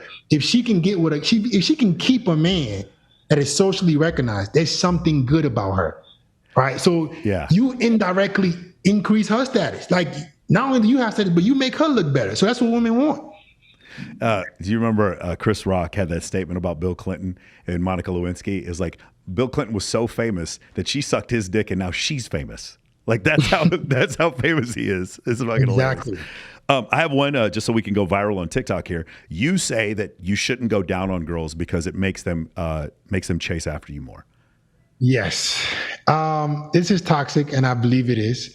But I just noticed that when I don't give girls head, I've stopped for a while now. It's like a chase. They want to figure out why. They want to figure out, will you do it for them? Oh, I don't really eat. I don't go down on girls. Well, they kind of want to stick around and see if they can get me to do it for them. It's kind of like this chase. Not true. Go ahead, Lana. If someone tells me me that they're not gonna eat my pussy, it's done deal from there. Okay, we'll see. I'm just curious. Hey, listen, I'm doing this one to go viral. That's an easy I will tell you that I have and haven't, and I got to say that, like, I kind of lean towards what he's saying. I have noticed that when I just care less about the interaction, and I put myself first, that the girl tends to be more attracted afterwards. Not going down on her is one of the things. Now, my girlfriend and I have been together for years, so like it's different. But but what he's saying, I'm going to be honest with you, I tend to see that it tends to be more attractive. I could see it working, but that's me personally. But I could see it working because girls girls are, it fucks with a girl when you don't want them. Yes. Yeah. That was his point. If you don't want to give her head, she's going to be like, well, why? Like he said. Me, I'm like, no, I ain't even going to chase shit. I'm not working for that. You ain't giving head, you ain't giving head. We're done. All right, there we go. All right, cool. That's going to go viral, I promise. All right, here we go. The other one I love, this is really great. I really think guys should all listen to this this one piece of advice. You should not be asking for commitment. Man, that is beyond true. I realized this with the girlfriend of mine that I talk about in college. I kind of was the one pushing for a relationship. Even the girl who quote unquote broke my heart, I was the one looking for something more. And I realized that's just not what women want. Women want to feel like they earned you. Women want to feel like they forced you into it, not you. Because what that tells a girl when you want a relationship, when you ask for commitment is, I think you're the best I can do. Yeah. I think you're the best. And she doesn't want that. She wants to be amongst the, like, she wants you to have so many damn options that it doesn't even make sense why you're picking her. Yeah. Like, damn, why did you pick me? What made me different? That's what she feels special in. The fact that you picked her over the options you already have.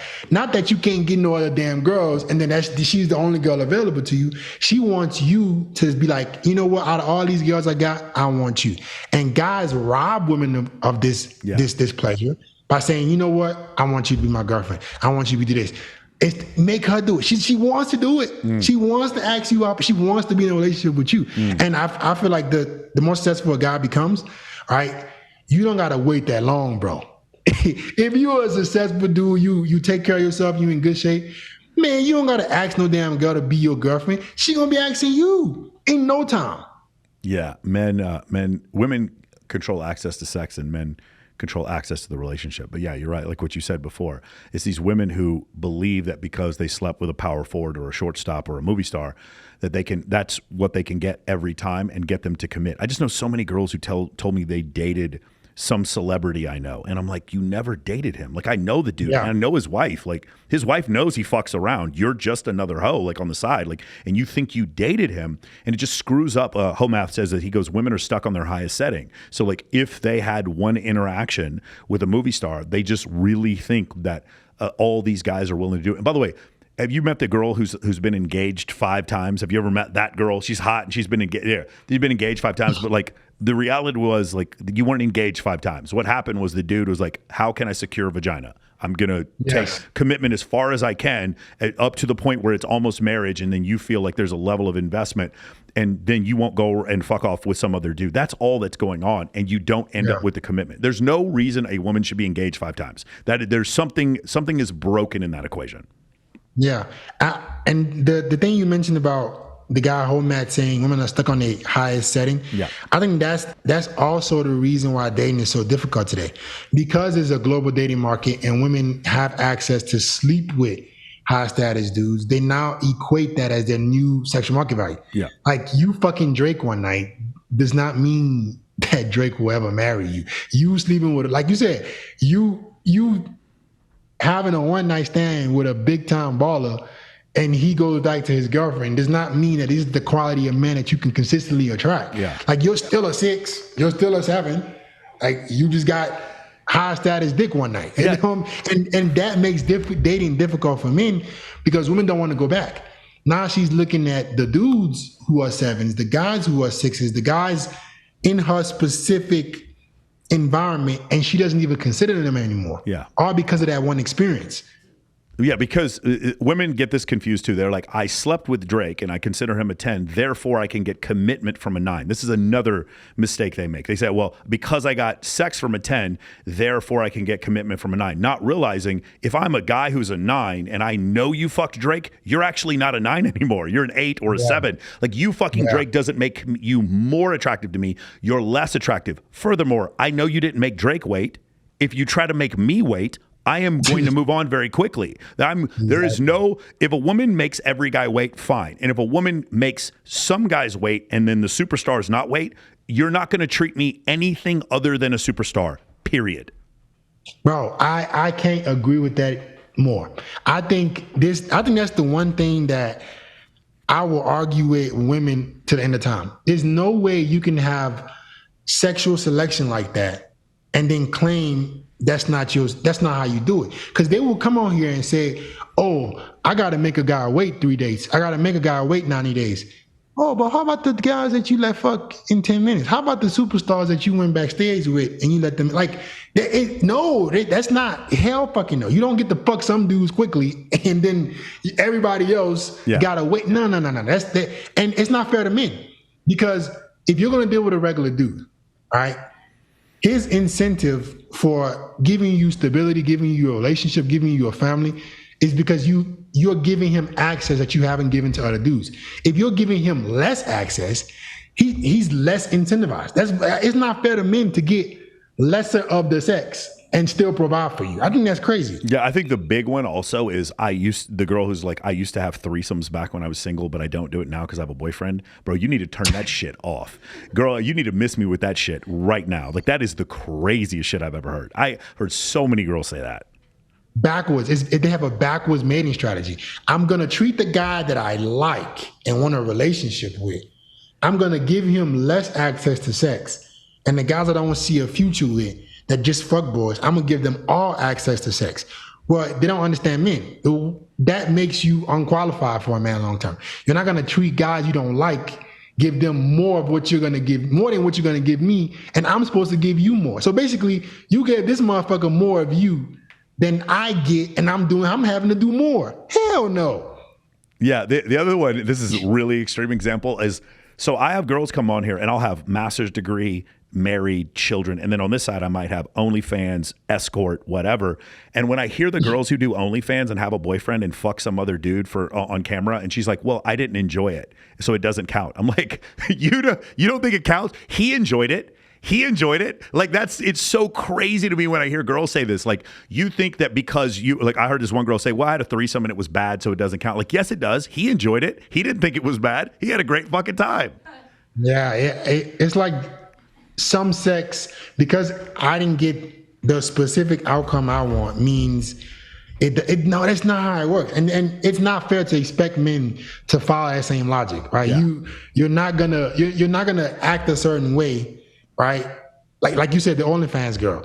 Oh, you gonna fuck another dude with a boyfriend? That dude had to do nothing to fuck you. Yes. Your boyfriend is having to provide for you, give you emotional support to get the same pussy. That's insane. Yeah, because it meant nothing to her, then it should mean nothing to her boyfriend. That's the part that's just mind-blowing to me.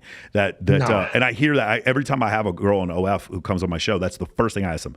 Would you have sex with other men while you're in a relationship? And about half of them say yes. It's way more. I thought it was going to be like 10%. It was like 40% of the girls said yes. Girls who are filming studio porn, often they have boyfriends at home with the kids, and then they're out there doing scenes all the time. And the guy's like, well, she doesn't enjoy it. I'm like, first off, she's lying to you. And second of all, he enjoyed the fuck out of it because he didn't have to do anything with her afterwards, bro. Like, you're out of your mind when you say shit like that. Yeah, that part is crazy. That's wild. The Rich Cooper has a great quote, and I've heard you say something similar, which is, women don't care about your struggles. They wait at the finish line and they fuck the winners. And I actually extrapolate that to one more thing. So you're talking about male improvement, and Rollo, he says, don't let girls know you read the Rational Male, and you talk about girls don't need to know you watch FitXFearless and this kind of stuff. And it's because I think that like what you're saying before, women don't conceptualize of male self-improvement. Because women just see, it's like, I don't know how the donut was made. I just know it tastes good. And then when guys, NFL teams, when they get a new free agent, they're paying him for future stuff. They don't care about the work that you put into previous. They're not paying you for the Super Bowl you won last year. And I think women are the same way, where it's like, because they're so out of touch with why they're attracted to men, they just see a man and just be like, he's perfect and was just born like that. And they think men are born like that, and they don't see the work that goes into it. I personally think women not only just want to wait at the finish line and fuck the winners, I don't think that they believe male self-improvement is even a real thing. That is 100% true, because they don't have a thing. It's not a thing for them, right? Women are not reading self-help books and getting coached by mentors to be more successful in their relationships. They're just kind of going out there, fucking who they want to at the moment. And if the right guy comes, the right guy comes. So they don't resonate with that struggle. They don't realize that hey baby, 1 out of 3 men haven't had sex this entire year. 1 out of 3 men don't even get women to even pay attention to him. Most men don't even exist to women, like you were mentioning. Like you were saying on dating apps, the 5s and 6s are zeros. Most women don't even they don't even deem most men as options. Yeah. So you just completely neglect the majority of men. You only focus on one group of men. That's why it's hard for you to understand what the men you already don't even realize exists are going through. So they look at a man who's up there. Oh, he's just like that. He everything's just perfect, right? Meanwhile, the guys that you don't even know exist can be that guy. And this is one thing I say to women. I think their strategy is very, very faulty. I think a lot of women, this wait at the finish line is ill-advised, because a lot of the men at the finish line started at the bottom. Like most men who are successful had to climb up to become something. So don't wait to go fuck the motherfucker that already made it. Get you a dude, a stud, a young dude who's hustling and getting it. Latch onto his side so you can get the benefits, right? Once he becomes this guy. Because, and this thing, we say women are hypergamous. Men are hypergamous too. Yes. We got our nature. If the more successful a man becomes, good fucking luck trying to get this motherfucker to only be with you. Good luck. It ain't gonna fucking happen. Like, that's what women don't understand. Yes, you want these ultra successful men, but these ultra successful men have these crazy high standards of what they want in a woman, and good luck trying to get this dude to only pay attention to you. Yeah. So there's the ultra high successful men. He's stuck on his highest setting. And then there's the guys who watch porn. They're stuck on their high. That's the reason, by the way, why you're having erectile dysfunction at 18 is because you're watching pornography and you're stuck on your highest setting. Whereas women want attention and they're stuck on the highest setting by the highest status men they could get attention from, and attention meaning casual sex. And then the men are like that too. They screw themselves up by believing that the actions that happen on pornography are real, and they're not real. Unless you live in Las Vegas, then they are real. But other than that, they're not real. And so that's the difference. The other thing I want to go over was when women say, because I do this often, when you bring up the fact that a third of men haven't had sex this year, it's really interesting. If you ask an average girl, they're like stunned by that. If you ask girls who have OnlyFans, they're not. Girls who are on OnlyFans are fully aware that most men are not getting laid because they're making hundreds of thousands of dollars off those men. But the one thing I like to try to have girls do is like go to Walmart and then look at all the men in Walmart and ask yourself, who's fucking these men? And when you realize you wouldn't and none of your friends wouldn't, those are the men that we're talking about. There's also, it's a TikTok, and I have to go back and find it somewhere, but it's this guy, he's like, he's pointing out average guys. And he's like, what do you think about the possibility of you having sex with these guys? And he points over at this one dude. And he goes, what do you think about that guy? And she goes, what guy? I don't see a guy. It literally doesn't see him. He goes, no, the guy right there. And she goes, is there someone behind the mailman? And he goes, no, I mean the fucking mailman. What do you think about him? In her mind, he isn't human. Like, he's not a thing. Yeah. Women don't think low status men are unattractive. They don't see them. They don't even recognize. I've done this before with my girlfriend. Whenever we go to, some restaurant for takeout or whatever, delivery, drive-in, we'll go to the drive-in and then afterwards we'll pull off and it'll be like, describe the guy who gave us our food. And she can't do it. I remember exactly what he looked like. I'm a former counterintelligence officer in the military. I remember what everyone in the room looks like. She doesn't remember. And then it'll be like some guy that's clearly really attractive. And I'm like, describe his tattoos. And she remembers all of them. She knows. It's just really weird how a woman's reticular activation system only focuses on things that she deems to be high status. And that's why we were talking about earlier. You don't have a choice anymore, bro. As a guy, man, you don't even exist. You're a regular dude. You're in average shape. You don't dress well. You don't have no kind of status. You're not working on your personal brand. You don't put no effort. They don't even see you. You're not even part of the options. Guys come to me all the time. I struggle on dating apps. I go look at their pictures. I'm like, bro. And this is the activity I always tell the men. Would you fuck you? Would you? Bro, I'd go even one step further. I'm like, bro, on your things, number one, you look like a child molester. Number two, you look like you have some French journalist tied up in the back that you were like going to cut his head off. And number three, you look like the first person in prison to get butt fucked. Like, I just don't understand why you think I do this also with guys. I'm like, consider a dude putting his dick in you. Oh, how fucking gross that is. Now consider how picky you'd be. Now be a woman. Think about how picky she'd be. Of course they wouldn't fuck you, dude. Look at what you're doing. Yeah, like it's no surprise. I tell guys to get a mirror. I say the number one thing you need to get in your apartment as guys is a full body mirror. Every fucking morning you need to wake up and look at yourself and ask yourself, are you proud of what you look at? Because if not, bro, you have nobody else to blame. Yeah. The person standing right there is you don't gotta. Hating women ain't gonna do shit for you. They don't give a fuck, right? Being upset that men are doing better than you ain't gonna change nothing. The person in the mirror, the guy that you're looking at every single morning, is the reason why you struggle. Yeah. Yeah. And the other thing is like, what can you change and what can you not change? I tell guys this all the time. I can't change your eye color. I can't change your ethnicity, and I can't change your height. But you can change the shape of your skull based on your haircut and the beard you have. You can change the clarity of your skin. We skipped teeth. Teeth, God, is so incredibly important. There's studies that show you're far more likely to buy a car or a house from an agent who has clean, like straight teeth. It's just so, like, teeth are such an incredible sign of status, because consider your ancestors. People who were sick, their teeth fell out quicker. That's the reason why. Straight teeth are just so incredibly important. And then the other thing is, again, Alex Costa brings this up. I've been bringing this up for a year. Finding clothes that fit are more important than the brand name. Finding clothes that accentuate the hip to the shoulder to waist ratio. For men, women on average like 1.65 to 1, meaning your shoulders are 65% wider than your waist. That's what women tend to like. What's the easiest way to do that? I could do extensions and get my delts another inch, but I could also lose weight around my waist and lose 4 or 5 inches. There's other studies that show that women have more orgasms with men who have broader shoulders. But what it really is, it's a broader shoulder ratio in comparison to their waist.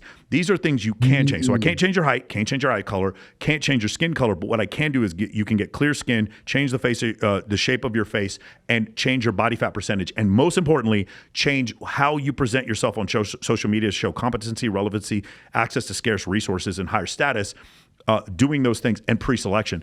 Doing those things are things you can change, and those things absolutely can I have one client who's 5'1", surrounded by women all the time. I have numerous, voluminous numbers of Indian clients who came to me certain that blonde hair, blue-eyed women would never fuck them and absolutely destroy. It's one of the first things I do is when we have Indian clients that come on some of the sales calls is we just show them dozens of my Indian clients that this worked for. And the thing is, what happens is it actually works for the other ethnicities too. Because if you're a white dude, you're watching this, you're like, oh, dude, if this worked for him, like, fuck yeah, social circle works for everyone. So that's another thing that I really, really love about that. The other thing is women aren't going to feel sorry for you, and women don't understand, or it's just going to get harder. The feel sorry for you part is something I really think men need to understand. It's like, you're not going to pity yourself your way into vagina ever. Like, it's one of these things where things are going bad for you, and then so you share it on social media. My favorite example is this: the guy who admits he's been cheated on 3 times by women. I'll have girls on the panel. I'll be like, this guy's been cheated on 3 times by a woman. What do you think about his ability? And like, I'll ask you, Lana, a guy's been cheated on 3 times by his last 3 girlfriends. Do you imagine he's good in bed or bad in bed? You're smiling. What do you imagine? Terrible. Do you imagine he has a huge penis or a micro penis? What do you think? A shrimpy. Okay, so you understand, when dudes are going out there, you know what they're doing? They're snitching on themselves. When they're sitting there being hyper emotional and asking for pity because of their situation, you're just making it worse on yourself. Women do not feel sorry for you. What about for women though? Huh? What do you mean? Like, what if like a woman was constantly cheated on? Do we tell on ourselves? No, it's so funny. Well, I've done several shows on this.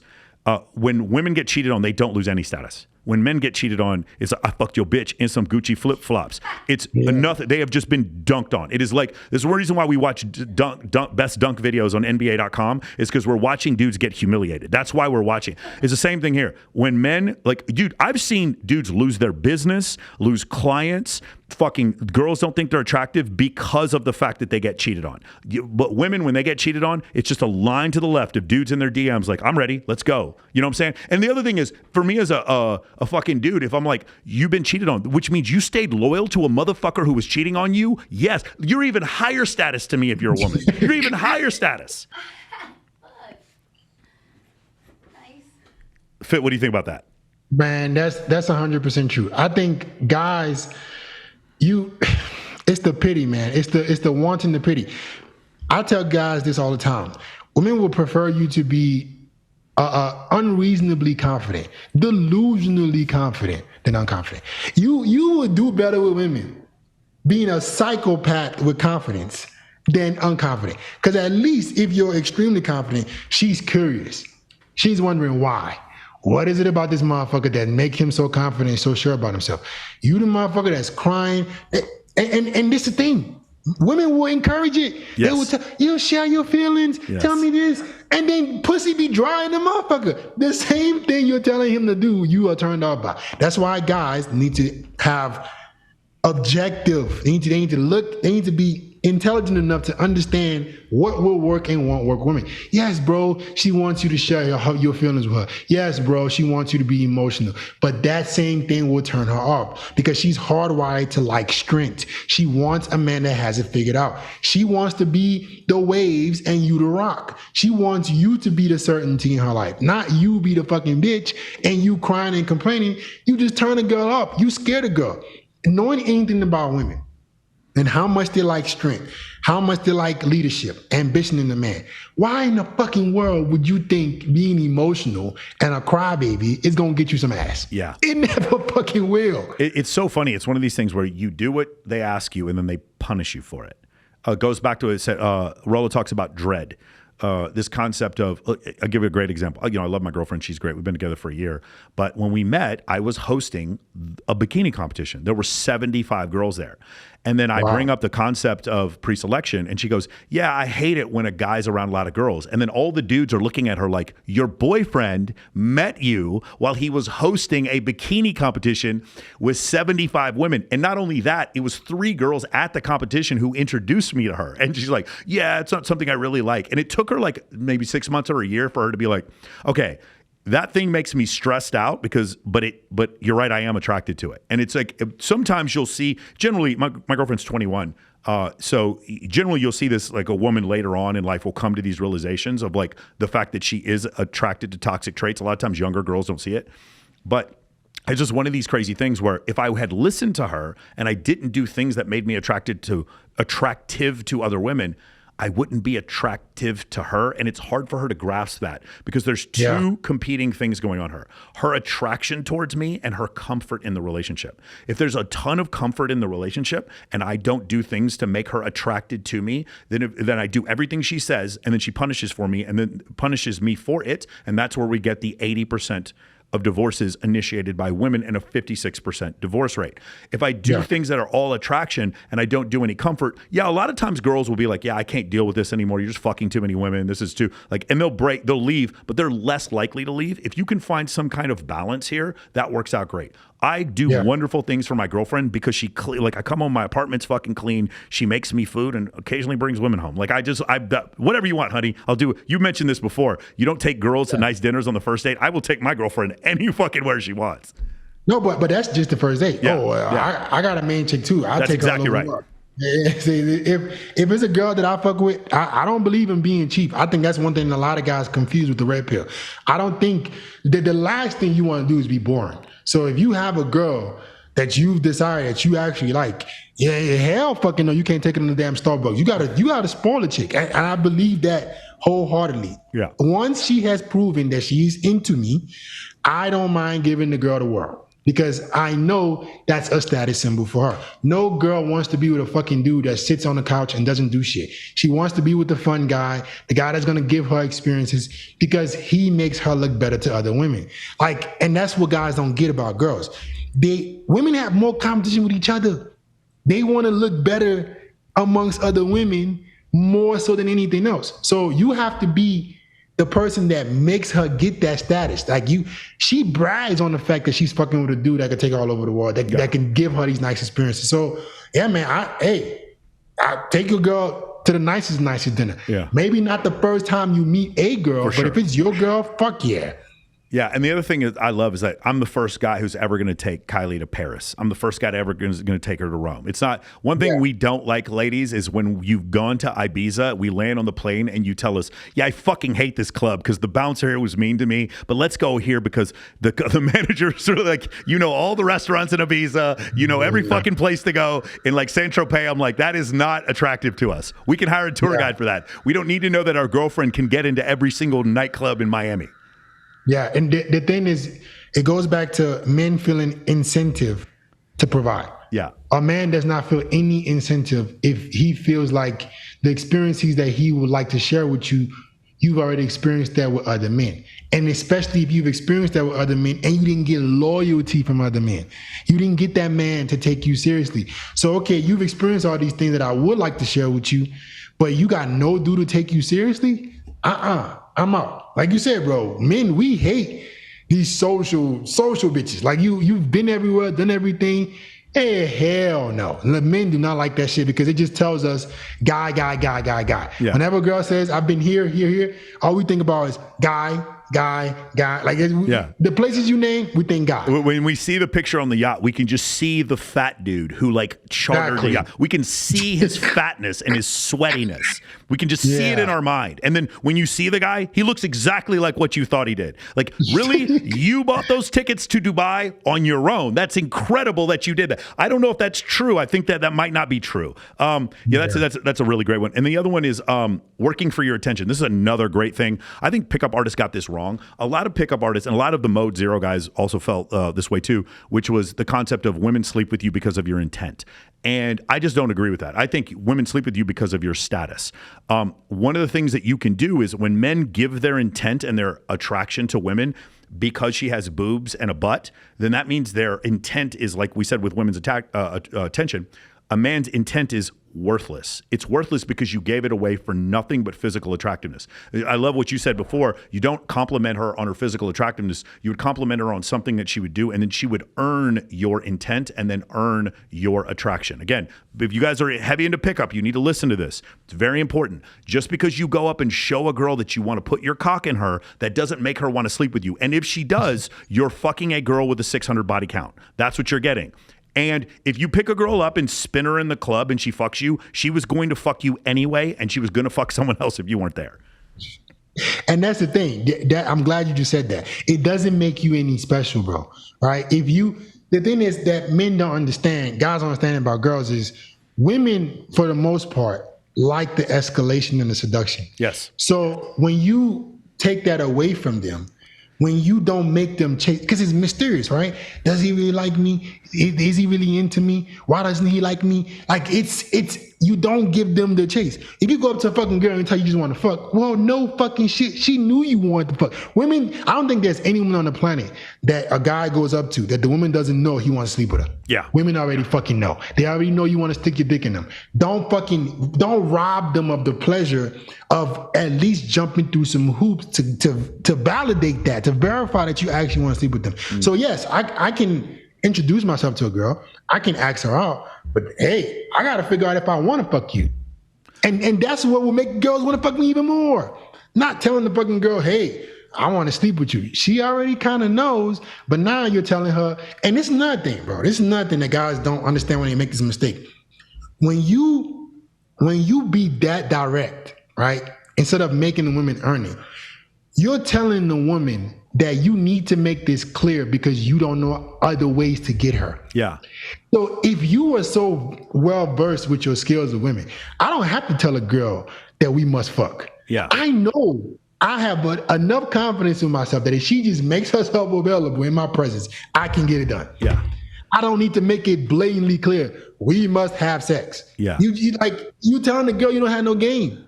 Yeah, this is one of the things where I get a lot of pushback because I totally agree with you. It's one of these things where she has to work for my affection. That's the way it should work. And when she does so, it goes back to the other thing. You don't want a bunch of other girls around, then you need to do enough for me that the other girls, I don't have time for them to come around. You know? And the third thing is a different point. The greatest way to get over a porn addiction is to have a hot 21-year-old girlfriend that wants sex 3 times a day. No more porn addiction. Maybe I have a porn addiction, Fit. I don't know. I couldn't tell you if I have one. You know? That's 100% true. A lot of guys, that desire, man, that you can get from a real woman is unmatched, bro. Yeah. There's no fucking porn scene, none of that shit. It's all just cheap. Like, and this is something that I've noticed that's crazy. When I used to watch porn, I would get super tired. If I'm fucking a girl, if I'm fucking a hot girl, I'm not fucking drained and tired and unambitious afterwards. As a matter of fact, I feel even more invigorated. Yeah. If you fuck a really beautiful girl, there's no way you can tell me that afterwards you didn't feel excited or accomplished of what you did. Never will you ever feel that with watching porn. Never. Yeah. You will always feel worse. Yeah, you get the adrenaline rush, but no muscular movement. So that's the reason why, except your arm. Yeah. You don't get any like real muscular movement. So that's the reason why that happens. Same things. If you guys see guys who play video games for a long time and they get that adrenaline headache, they get renal failure, they start getting adrenaline fatigue. That's where that comes from. The other thing I really loved was the story about you had a friend who was at a camp and he friend zoned all the girls. That was something, God. you talk about that story. That is 80% of the course that I teach is exactly what I'm talking about right there. You meet a ton of girls, you friend zone all of them. You never get friend zoned by them. Getting friend zoned is the lava at the bottom of Super Mario Brothers. That's death. Never get it. Because not only when you get getting friend zoned is also cancer because it's like it's viral. It's like AIDS. Like when a girl friend zones you, other girls will friend zone you because they'll talk about it. You don't want to get friend zoned by even girls you're not attracted to. You want to consistently maintain frame and show attraction triggers, but at the same time, just be like, hey buddy, what's going on, bro? You've still got your girl and your girls, but the other ones that are in the vicinity. This is also for older women you're not attracted to. One of the examples I bring, do you know Icy? She's one of the girls who works at Fresh and Fit. She's probably the one who got you probably the drinks or whatever. Do you remember Icy when you were on that show? I'm not so familiar with the names, but if the face probably so. So Icy, like Rolo loves Icy, and so Mo loves Icy. Like these are guys are like, well, men and women can't be friends. They're friends with her. If somebody put their hands on Icy, we'd all beat the shit out of that dude. So men and women can be friends. The problem is what happens is when you're at a place where there's no abundance whatsoever, of course you can't be friends with women. 99% of men cannot be friends with women, of course. But if you have a super high level of abundance and you start but having women introduce you to other women, bro, it's such a cheat code. It's such a cheat code. You get 50 girls to show up to your birthday party. You end up with a bikini competition with 200 women in it. That's one of the things that I just love about the concept of pre-selection that works so incredibly well is you talk about, if you go over into this, about this guy friend zoning women and you're like, dude, he could have slept with any of those girls. Bro, this dude still to this day, one of the best social skill, like the most I've never seen that done before. All right, and like he just had this charming personality where he was never trying hard, but he was never. It just, bro, he literally, I even the girl that I was fucking, he could have fucked her, 100%. I sincerely believe he could have fucked any girl he wanted. Yeah, and he will. I noticed several girls try to get a little flirtatious with him, and he will purposely, perfectly do it where he can still stay friends with them, but never let it cross the line. I'm like, man, this is magical. I don't think a lot of guys have that kind of skill set. Yeah, that's the first time I ever seen it, but it just shows that if you can make yourself a guy that women desire. And it wasn't like he was their gay best friend or something like that, where he was like, I was going to bring that up. Yeah. No, he wasn't like that. He still had his masculine frame. He still was a man. And he just did it in a way where they wanted him. He didn't want them, but he was just kind of cool with everybody. And it was wonderful, bro. Yeah, I wasn't there, but I can already tell you this guy, his voice doesn't crack. It doesn't go up an octave. You see guys when they're talking to their boys like this, and then they go talk to girls like, hey guys, you guys want to go get a drink with me? You want to get a little drink? I'm going to seem like I'm threatening so I can accidentally get some pussy from you. Like their voice goes up, their palms start sweating, and their eyes get big. Oh, really? Is that what you did, Sarah? Well, come on down. Your dress looks really good. Like their voice changes and their mannerisms get faster and more feminine because when being around women does not mean you should be woman-like. Being around women means you should be more masculine. And that's exactly what this guy was doing, is like he was maintaining the ability to do that. A great example is if you ever see a guy who's around hundreds of women, I'm talking about club promoters, VIP hosts, guys who manage strip clubs, they always have female friends because it's like one of these things where it's like, listen, just help me out with this or whatever. It's just like they're so used to being around attractive women that there's some that they just don't want to fuck. And because they have so much abundance with women. The other thing I thought was great, and I absolutely believe this, you brought this up before, is that when you have a girl come over, you said you have a 90% success rate because of how you screen women that you go out with. Yes. So I have an extensive process, and I will actually attest this to code approach. So this is something that I tell guys where I think you still need to, I'm all about being well-rounded. I'm all about, like you were mentioning, just do things you can control as a man. Give yourself as many badges as possible. And one of the things that I got from Code Approach, I don't think it's the most efficient way to meet women, but it got me so comfortable with escalating. I don't know, it just being able to see a girl, have a conversation, lead. I think Code Approach gave me that skill set. Now add that with vetting women extensively before I go out with them or before I let them come over. Like I have a process, man. The girl, if wherever I meet her, she got to jump through one specific hoop and then another hoop and then another hoop before we go out. I have to see those levels in order for me to say, okay, I will go out. I will rather, like, it has been times where I can just easily go on a date, right? But I need to see that extra investment. I need to see it. I don't know. It works so well for me, bro. And I don't think it's for everybody, because a lot of guys might not have that patience or they just need pussy all the time. But it also goes back to being able to get it whenever you want. Whenever you can get sex relatively not strenuous, right? You don't have to try so hard to get laid. And it just makes it easy. I don't know what it is when you don't need sex. We want to give you more. So making them jump through a little bit of hoops, it kind of makes them more excited to go out with me. Yeah. And then when they come over, it's just like just don't fuck it up, bro. That's basically what it is. Like it says in the Bible, like to whom much is given, much more will be given. Like it's the same. One of my favorite books is Hustle Harder by 50 Cent. He's like, when I was broke, no one wanted to lend me money. He got his first $1 million in the bank account, then another bank wanted to loan him $3 million. It's just like when he had the opportunity. Another thing, a book called Green Lights by Matthew McConaughey. He talked about when he was in a movie called To Kill a Mockingbird or A Time to Kill. And before he did the movie, there were 99 scripts he wanted and only one he could get. And after he did the movie, there were 99 scripts he could get and only one he would choose. It was like there was this point of status poverty where you get out of status welfare and then all of a sudden you move up to this point where you just have everything.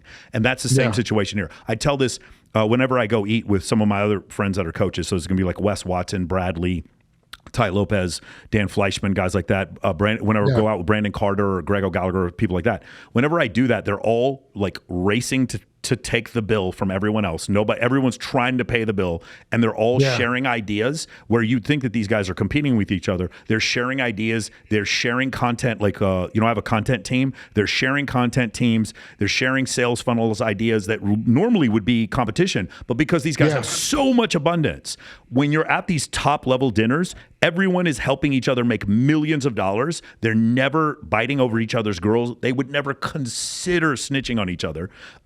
That kind of stuff. And you just see at the top that's what you get. Same thing with women. It's like when, Bilzerian's a buddy of mine, and whenever I see him, it's just like he does less work than any dude I've ever seen and sleeps with more women than I've ever seen in my life. And he does it because he just shows status through social media. In his book, he uses the term with low perceived effort. So basically he shows high status with low perceived effort. And I think that's one of the things that makes it work so well. One thing I do want to go over, because you had a really interesting clip that I want to go over, and there's these two concepts I want to balance, because a lot of my clients have these black pill excuses start coming into their mindset. You made a statement, one that looks matter more than game. Now, I agree with you, but the thing is, when you say that, you understand how that triggers some black pill ideas, right? All women care about is Chad Thundercock, and they don't give other guys a chance. Can you balance those two ideas? One of them that looks do matter more than your game, and the idea that black pill excuses are just excuses. It can work for anybody. I 100% agree. And I actually made a video recently talking more about the race deal. It was kind of like my pushback on the black pill, because I'm open-minded to ideas, but when it starts becoming limiting beliefs, I hate. Right? I hate when it starts becoming, if you are not like this specifically, even though you can't control it, you don't have a choice. So no, I kind of go back on that now. Yes, I do believe looks matter, but motherfucker, you got looks and you got no game. You ain't gonna fuck the girl regardless. Sure. So yes, I do believe looks will get you in the door, but without game, you're not gonna keep especially no hot chick. Now let's make that very clear, because hot girls are used to guys with game regardless. They're used to handsome, successful men with game. So if you just have looks, you probably won't even fuck her. So yes, I do think you need to prioritize your looks so you can get in the door. Physical attraction you can't buy. I think if a woman is physically attracted to you, you're getting yourself on the right steps, right? But you need everything else, right? You need to be able to, have the skill set to lead this woman to sex, keep her at the sex, keep her stimulating in a relationship. That's a skill set. Yeah. Right. So would you say this though, also like having really good social media and good social circle like skills and good logistics? Logistics to me is always the thing that trumps game. Having the place you talked about, the place that's 50 miles away. Like I meet these guys all the time and they're like, I just bought me a house out in the country and I got all these acres for so cheap. And I was like, bro, but you'll never get laid in your entire life. You look like she halfway to the place. She's like 25 miles to go. She'll see it on your GPS and like, this guy's going to cut my body up into pieces.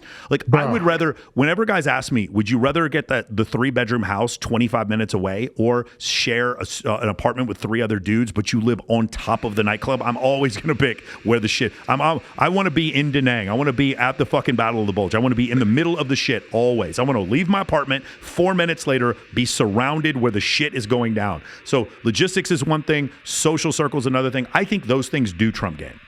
And looks, I think those things, yeah. And those are an aspect of game. Yeah. Because you're consciously thinking about giving yourself leverage. And I think that's what game ultimately is. Game is just leverage. What part about your skill sets give you leverage? I think the logistics, because you're setting yourself up to have more leverage than other dudes. Putting yourself in a prime location, competing with another dude who's 30 minutes away, you gonna fuck her every single time. If you have a good social circle that can walk into more doors, the girl's gonna wanna fuck you. So for me, game is leverage. Yeah. And whichever way gives you that, I think especially with social media, like the more leverage you have, the better you are. Yeah. The man with the most leverage is gonna win. Yeah. I think about it like attributes on 2K or Madden or MLB The Show. Like it's not just speed. It's speed, acceleration, change of direction, strength. Like having all these attributes, all these sliders, have them all at least up to 80 and then have a couple of them at 99, right? Like Zuckerberg his looks are going to be like a 60, but his money's at a 99, right? You can try to get some of them that are exceptional. And the other thing, and I'm sure you'll agree with this, is because there are things that matter more than looks does not mean you should not be looks maxing also. That's really, really important. And recently I've kind of gone on attack against the ideology of monk mode, meaning you only do one thing for a certain period of time and then you expect a whole bunch of results. I think that's actually detrimental to a lot of guys' success. Like you mentioned, I sincerely believe the most well-rounded man is the hardest to replace. Like if you're a guy that has 1, 2, 3, 4, 5, 6, 7 out of 10 things, right, that are well above average, it's going to be hard for women to replace you. So even if you don't have spectacular status, unbelievable status, but you're still good looking, you're still in great shape, you still make good money. And to me, giving yourself enough badges will help you always win, right? Opposed to just concentrating on one thing and then hoping that one thing helps for the inadequacies and everything else. Right, because you can make a whole bunch of money, bro. But if you're a fucking dork, you're a dork. If you don't have no social skills, you're just gonna be a big target. I would rather guys go make money, go be in good shape, be fashionable, be able to talk to women, have good social media, have good social circle. Like do everything to give yourself leverage. I sincerely believe that. Yeah. I also really like the social media aspect and the social circle aspect because that also helps you with money. That's one of the main. I want to be the guy all my friends get their jobs through. I want to be the guy all my friends find their employees through. I want to be the guy all my friends meet their girlfriends through. I want to be the guy all my girlfriends meet their guy friends through. Like I want to be that person. I want to be the hub, the main connector for those groups of people. That helps you with women, but it also helps you find incredible when you scale your business, bro, finding really good salespeople is so hard. I have to run advertisements to try to get high ticket closers. Having a really good social circle is one of the best ways. That's why I like social circle. Cold approach is fine, whatever, but cold approach is about meeting women. Social circle is about like improving every aspect of your life because there's a reason why the 2 most popular shows on the thing we watch on TV or the World Cup and the Super Bowl, it's groups of men working together to accomplish a goal. It's networking. So in order, when you do that, when you're able to accomplish a goal with other people, I think that's the ultimate, that's the apex of human existence. Building a skyscraper, executing a military operation, putting a jet up into space. Though the men working together to accomplish those goals, men and women, that I think is the apex of human existence. And so that's why I love Social Circle and why I think it helps all people in pretty much every aspect. Yeah, I agree, man. I think a lot, and one thing for a lot of guys is they don't believe in that because they think, like this term I was mentioning, dick riding, it's hating. There's too much hate out there now, bro. It's unbelievable. And one thing I've noticed, so speaking of that you just mentioned about Social Circle, my business has done 2-3x in the last year for me doing exactly what you just mentioned, right? Finding people who are in my same space and learning from them, getting mentors, getting people that know more information than me. Me thinking that I knew it all got me little money. Me allowing as many people to help me as possible has made me tremendous amounts of money. And I think a lot of guys, this is one thing that most men struggle with, is the ego. Like, bro, let yourself be helped. Be around other guys who are crushing it. Don't think you got to figure every fucking thing out on your own, bro. There are people who know more than you, who can teach you shit that you don't otherwise know. And a lot of guys, they hinder their own growth and success because they feel like I got to figure it out on my own. One other thing I really appreciate listening to you talk about is, I think there are certain people who get into this scene, this whole YouTube scene, and because they've been hurt by a woman, then their response is to hate women. And you talk very succinctly about that's not a good place to be. One of the things that what I hear guys talk about is these women are going to turn 40 and no one's going to want them. And I have news for you guys. It's bad news. The only thing that outpaces the OnlyFans economy is the simp economy. The simp economy is huge and it's growing. There will always be men to save these hoes. There will be 100 of them. Now, will the women want those men? I think at a certain age and with a certain number of kids in tow, she will want some of these men. Don't worry. Like, she will cheat on you and she'll be on a fucking yacht in Biscayne and karma's not going to do fucking anything to her. So hating her is a waste of time. Go worry about your bench press max. Don't worry about her. But I do like that message that you have. Like, it is pointless because I think that's what happens is a lot of people try to reduce you and me and these other people in this arena. They try to reduce our advice to just hate women. And that couldn't be further from the truth. Yeah. I think that's something that it's like when you hear the information, you think that's what we're doing. But if you listen deeply, if you listen to your content, you listen to my content, a lot of it is mostly information for self-help. Hey, bro, this is information that you can do to improve your life, right? Because women ultimately will pick the winner. So honestly, bro, women should be our biggest fans. Like we're not telling dudes to hate women. I'm telling dudes, listen, motherfucker, she's gonna pick the winner, be the winner. Yeah. Because when you are selected, that's gonna give you the most fulfillment, right? Let's just cut the chase, man. Let's just be honest. The quality of woman that you're with in your life is a direct indicator of where you stand. Just be honest.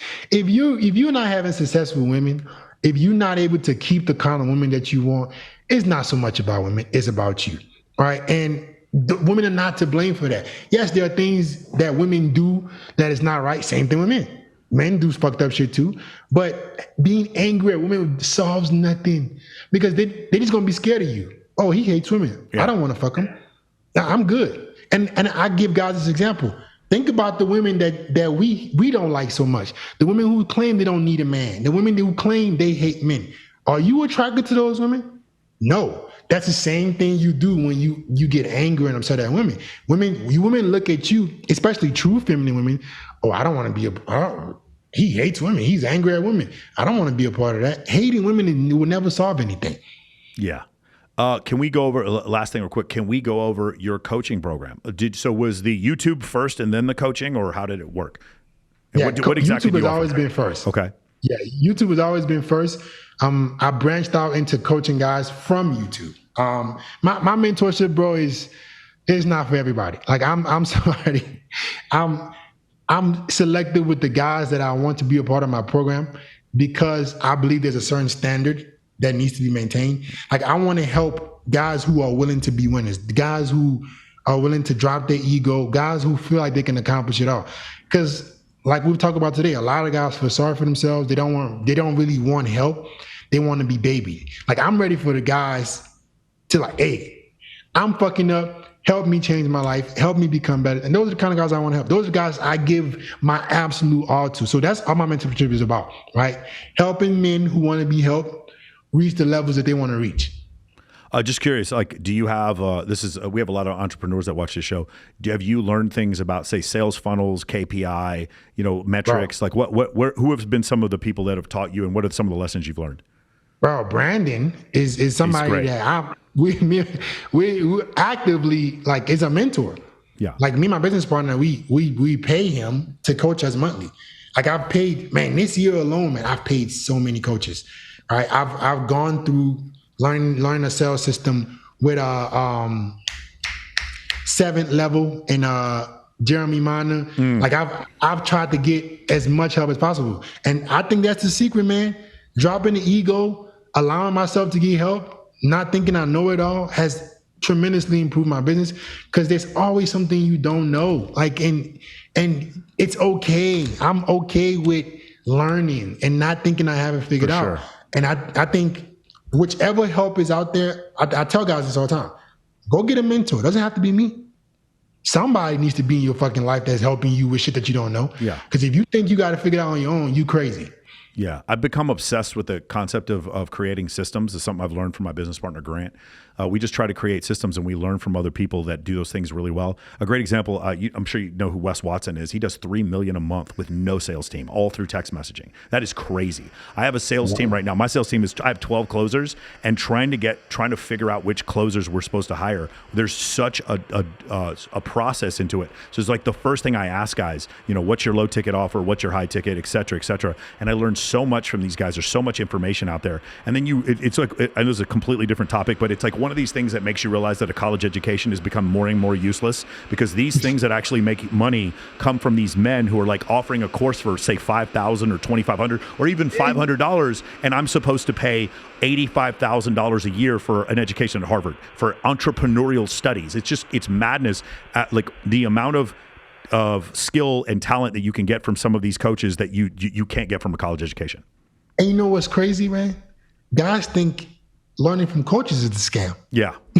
They think learning from the motherfuckers who are doing what that shit is insane to me. Yeah. I have an engineering degree. I graduated 4-year petroleum engineering degree, and I have learned more since leaving college than I learned in college. Yeah.